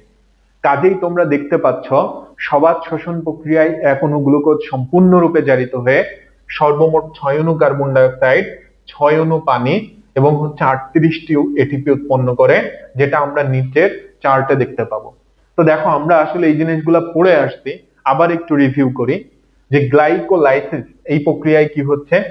এই প্রক্রিয়া শেষে 2 অণু পাইরুভিক অ্যাসিড এবং 2 অণু NADH2 পাচ্ছি আর 4টা এটিপি। তো দেখো, 2 অণু NADH2 মানে হচ্ছে 6টা এটিপি, অর্থাৎ আমাদের মনে রাখতে হবে on NADH2 ইকুয়াল 3 এটিপি। ঠিক আছে, আর 4 এটিপি থেকে 2টা খরচ হয়ে যায়, তাহলে 2 অণু এটিপি থাকে, তাহলে মোট থাকে হচ্ছে 8টা এটিপি, যেটা আমি আগেই দেখাইছি। এরপরে খেয়াল করো, আমরা যেখানে ছিলাম অ্যাসিটাইল কোয়ে সৃষ্টি, এটাতে আমরা কি পাই? 2 অণু কার্বন ডাই অক্সাইড এবং হচ্ছে 2 অণু NADH2। তাহলে 1 অণু NADH2 মানে 3টা এটিপি, আর 2 অণু NADH2 এটা অর্থ হচ্ছে 6টা এটিপি। এরপরে চলে আসো ক্রেবস চক্র। এখানে হচ্ছে আমরা 4 অণু কার্বন ডাই অক্সাইড, 6 অণু NADH2 মানে হচ্ছে 18 এটিপি, 2 অণু FADH2 মানে 4 এটিপি, আর 2 অণু GTP মানে হচ্ছে 2 এটিপি। অর্থাৎ সর্বমোট আমরা হচ্ছে 38 অণু এটিপি পাচ্ছি এবং 6টা কার্বন ডাই অক্সাইড। তো আমরা অবশ্যই এগুলা মনে রাখবো যে অনঅণু NADH+H+ বা NADH2 হচ্ছে 3 অণু এটিপি, অনঅণু FADH2 ইকুয়াল 2 অণু এটিপি এবং অনঅণু GTP ইকুয়াল অনঅণু এটিপি। আচ্ছা, তো আমরা দেখো সবাত শোষণ যে প্রক্রিয়াটা, এটা আমরা শেষ করে ফেলছি। এবার আমরা চলে আসতে পারি অবাত শ্বসনের সংক্ষিপ্ত বর্ণনা এটার মধ্যে। তো অবাত শ্বসন এটা হচ্ছে 2টা ধাপে হয়ে থাকে। নাম্বার 1 যেটা, সেটা হচ্ছে গ্লুকোজের অসম্পূর্ণ জারণ। দেখো, এখানে কিন্তু বলা হয় নাই গ্লুকোজের সম্পূর্ণ জারণ, এটা হলো কি? গ্লুকোজের অসম্পূর্ণ জারণ। এই ধাপে 1 অণু গ্লুকোজ থেকে 2 অণু পাইরুভিক অ্যাসিড পাওয়া যাবে, তারপরে কি 4 অণু এটিপি, যার মধ্যে 2 অণু হচ্ছে ব্যবহার হয়ে যাবে এবং 2 অণু NADH2 উৎপন্ন হবে। অর্থাৎ আপাত দৃষ্টিতে এই পর্যন্ত বিক্রিয়া সবাত শ্বসনের গ্লাইকোলাইসিসের অনুরূপ। তবে উৎপন্ন পাইরুভিক অ্যাসিড পরবর্তী ধাপে বিজারিত হয়ে যাবে। তাহলে দেখো, পাইরুভিক অ্যাসিড বিজারিত হয়ে যাওয়ার আগ পর্যন্ত মোটামুটি এটা কি সবাত শ্বসনের মতোই ছিল। পরের ধাপে কি করা হচ্ছে যে দেখো, পাইরুভিক অ্যাসিডের বিজারণ। পাইরুভিক অ্যাসিডের সংকেত কি? CH3COCOH, এটা হচ্ছে পাইরুভিক অ্যাসিড। তো তোমরা এটা মনে রাখবা যে অ্যালকোহল এটাকে যদি আমরা জারিত করি তাহলে অ্যালডিহাইড পাওয়া যায়, আর অ্যালডিহাইড এটাকে যদি আমরা জারিত করি তাহলে অ্যাসিড পাওয়া যায়। আবার উল্টা কথায় অ্যাসিডকে যদি বিজারিত করি তাহলে অ্যালডিহাইড পাওয়া যায়, আর অ্যালডিহাইডকে বিজারিত করলে অ্যালকোহল পাওয়া যায়। এটা জৈব রসায়নের ধারাবাহিক বিক্রিয়া, তোমরা আপাতত মনে রাখো। তো তাইলে আমরা যদি অ্যাসিডকে বিজারিত করি তাহলে অবশ্যই অ্যালডিহাইড পাওয়া যাবে, আর অ্যালডিহাইডকে বিজারিত করলে অ্যালকোহল পাওয়া যাবে। তাহলে বলা হচ্ছে সাইটোপ্লাজমে অবস্থিত এনজাইমের কার্যকারিতায় পাইরুভিক অ্যাসিড বিজারিত হয়ে কার্বন ডাই অক্সাইড তৈরি করবে এবং ইথাইল অ্যালকোহল তৈরি করবে। ওই যে বললাম অ্যালকোহল পাওয়া যাবে, অথবা শুধু ল্যাকটিক অ্যাসিড উৎপন্ন করবে। এক্ষেত্রে গ্লাইকোলাইসিসে উৎপন্ন বিজারিত এনএডি অর্থাৎ NADH+H+ জারিত হয়ে যে ইলেকট্রন, প্রোটন এবং শক্তি নির্গত করে তা ব্যবহৃত হয় পাইরুভিক অ্যাসিড থেকে ল্যাকটিক অ্যাসিড বা ক্ষেত্র বিশেষে ইথানল উৎপাদনের জন্য। অন্যদিকে অক্সিজেনের অভাবে তখন অক্সিডেটিভ ফসফোরাইলেশনও চলে না, তাই অবাধ শোষণের ক্ষেত্রে এক অণু গ্লুকোজের গ্লাইকোলাইসিসে নিট মাত্র 2 অণু এটিপি পাওয়া যায়। এই যে দেখো আমরা বলছিলাম যে এখানে হচ্ছে 4টা এটিপি, যার মধ্যে আবার 2টা খরচ হয়ে যায়, আর 2 অণু NADH2 পাওয়া যায়। তবে NADH2 থেকে যে শক্তিটা আসবে সেটা আবার কিসে ব্যয় হবে? ওই ইথানল বা হচ্ছে ল্যাকটিক অ্যাসিড উৎপাদনে। তাহলে এখানে নিট এটিপি কয়টা? নিট এটিপি হচ্ছে 2 অণু। তাহলে দেখো আমরা সবাধ শোষণ এবং অবাধ শোষণ দুটোর মধ্যে একটা বিগ ডিফারেন্স পেলাম। সেটা হচ্ছে সবাধ শোষণ প্রক্রিয়া শেষে মোট এটিপি পাওয়া যায় 38টা, আর অবাধ শোষণ প্রক্রিয়া শেষে মোট এটিপি পাওয়া যায় হচ্ছে 2টা। আচ্ছা, এবার আমরা চলে আসব শ্বসনের প্রভাবকের মধ্যে। কি কি প্রভাবক আছে? একটা হচ্ছে দেখো বাহ্যিক প্রভাবক এবং আর একটা অভ্যন্তরীণ প্রভাবক। বাহ্যিক প্রভাবকের মধ্যে হচ্ছে তাপমাত্রা। তো সালোক সংশ্লেষণের অপটিমাম টেম্পারেচার ছিল 22 থেকে 35 ডিগ্রি সেলসিয়াস, ঠিক আছে? তবে শ্বসনের ক্ষেত্রে দেখো এটা 20 থেকে 45 ডিগ্রি সেলসিয়াস, এটা মনে রাখবা। অর্থাৎ 20 ডিগ্রির নিচে এবং 45 ডিগ্রির উপরে শ্বসন হার কমে যায়। এই জন্য এটার উত্তম তাপমাত্রা বা অপটিমাম টেম্পারেচার 20 ডিগ্রি থেকে 45 ডিগ্রি সেলসিয়াস। এবার অক্সিজেন আরেকটা প্রভাবক। সবাধ শোষণে পাইরুভিক অ্যাসিড জারিত হয়ে কার্বন ডাই অক্সাইড এবং পানি উৎপন্ন করে। কাজেই অক্সিজেনের অভাবে সবাধ শোষণ কোনো ক্রমেই চলতে পারে না। অক্সিজেনের উপস্থিতি অবশ্যই আবশ্যক। এবার চলে আসো পানি। পরিমিত পানি সরবরাহ শ্বসন ক্রিয়াকে স্বাভাবিক রাখে, কিন্তু অত্যন্ত কম কিংবা অতিরিক্ত পানির উপস্থিতিতে শ্বসন প্রক্রিয়া ব্যাহত হয়। অর্থাৎ এটা অপটিমাম পরিমাণে থাকতে হবে, কম থাকলেও হবে না, আবার কি বেশি থাকলেও হবে না। আলো। শ্বসন কার্যে আলোর প্রয়োজন পড়ে না সত্যি, কিন্তু দিনের বেলা আলোর উপস্থিতিতে পত্ররন্ধ্র খোলা থাকায় অক্সিজেন গ্রহণ এবং কার্বন ডাই অক্সাইড ত্যাগ করা সহজ হয় বলে শ্বসন হার একটু বেড়ে যায়। অর্থাৎ আলোর উপস্থিতিতে যেটা হয়, পত্ররন্ধ্র খোলা থাকে এবং অক্সিজেন গ্রহণ এবং কার্বন ডাই অক্সাইড ত্যাগ করা সহজ হয়। বাতাসে যদি কার্বন ডাই অক্সাইডের ঘনত্ব বাড়ে তাহলে শ্বসন হার কমে যাবে। কার্বন ডাই অক্সাইড যদি বাড়ে শ্বসন হার কমে যাবে, এটা মনে রাখবা। এবার আসি অভ্যন্তরীণ প্রভাবক। প্রথমত হচ্ছে খাদ্যদ্রব্য। শ্বসন প্রক্রিয়ায় খাদ্যদ্রব্য ভেঙে শক্তি, পানি এবং কার্বন ডাই অক্সাইড নির্গত করে, তাই কোষে খাদ্যদ্রব্যের পরিমাণ এবং ধরন এটা শ্বসন হার নিয়ন্ত্রণ করবে। একটা হচ্ছে এনজাইম। শ্বসন প্রক্রিয়ায় অনেক ধরনের এনজাইম সক্রিয়ভাবে অংশগ্রহণ করে, তাহলে এনজাইম যদি কম থাকে শ্বসন হার কমে যাবে, সহজ হিসাব। তাহলে এনজাইমের সাথে শ্বসন হার এটা কিন্তু সমানুপাতিক সম্পর্ক। এনজাইম যদি কম হয় শ্বসন হার কমে যাবে। এবার আসি কোষের বয়স। অল্প বয়স্ক কোষে, বিশেষ করে ভাজক কোষে, মানে যে কোষগুলা বারবার বিভাজিত হচ্ছে, এই সমস্ত কোষে প্রোটোপ্লাজম বেশি থাকে বলে সেখানে বয়স্ক কোষ থেকে শ্বসনের হার বেশি হয়। অজৈব লবণ। কোনো লবণ শ্বসন প্রক্রিয়াকে ব্যাহত করলেও কোষের সুষ্ঠু ও স্বাভাবিক কাজের জন্য এবং স্বাভাবিক শ্বসন প্রক্রিয়া পরিচালনার জন্য কোষের ভেতরে অজৈব লবণ থাকতে হয়। আর একটা হচ্ছে কোষ মধ্যস্থ পানি।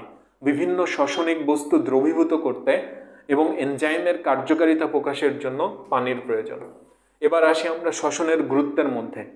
শ্বসন প্রক্রিয়ায় উৎপন্ন শক্তি দিয়ে জীবের সব ধরনের ক্রিয়া বিক্রিয়া এবং কাজকর্ম পরিচালিত হয়।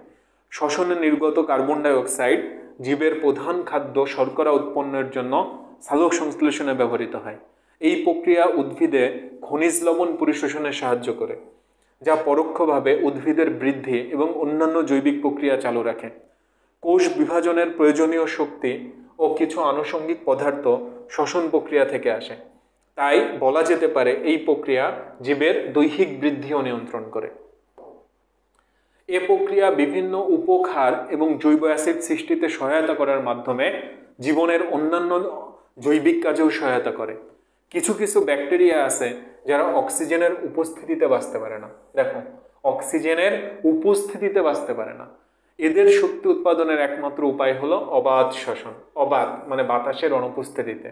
এই প্রক্রিয়ায় ইথাইল অ্যালকোহল তৈরি হয়। ইথাইল অ্যালকোহল বা হচ্ছে ইথানল C2H5OH, যা বিভিন্ন শিল্পে ব্যবহৃত হয়। ল্যাকটিক অ্যাসিড ফার্মেন্টেশনের মাধ্যমে এ প্রক্রিয়ায়, এই যে ল্যাকটিক অ্যাসিড হচ্ছে এটা,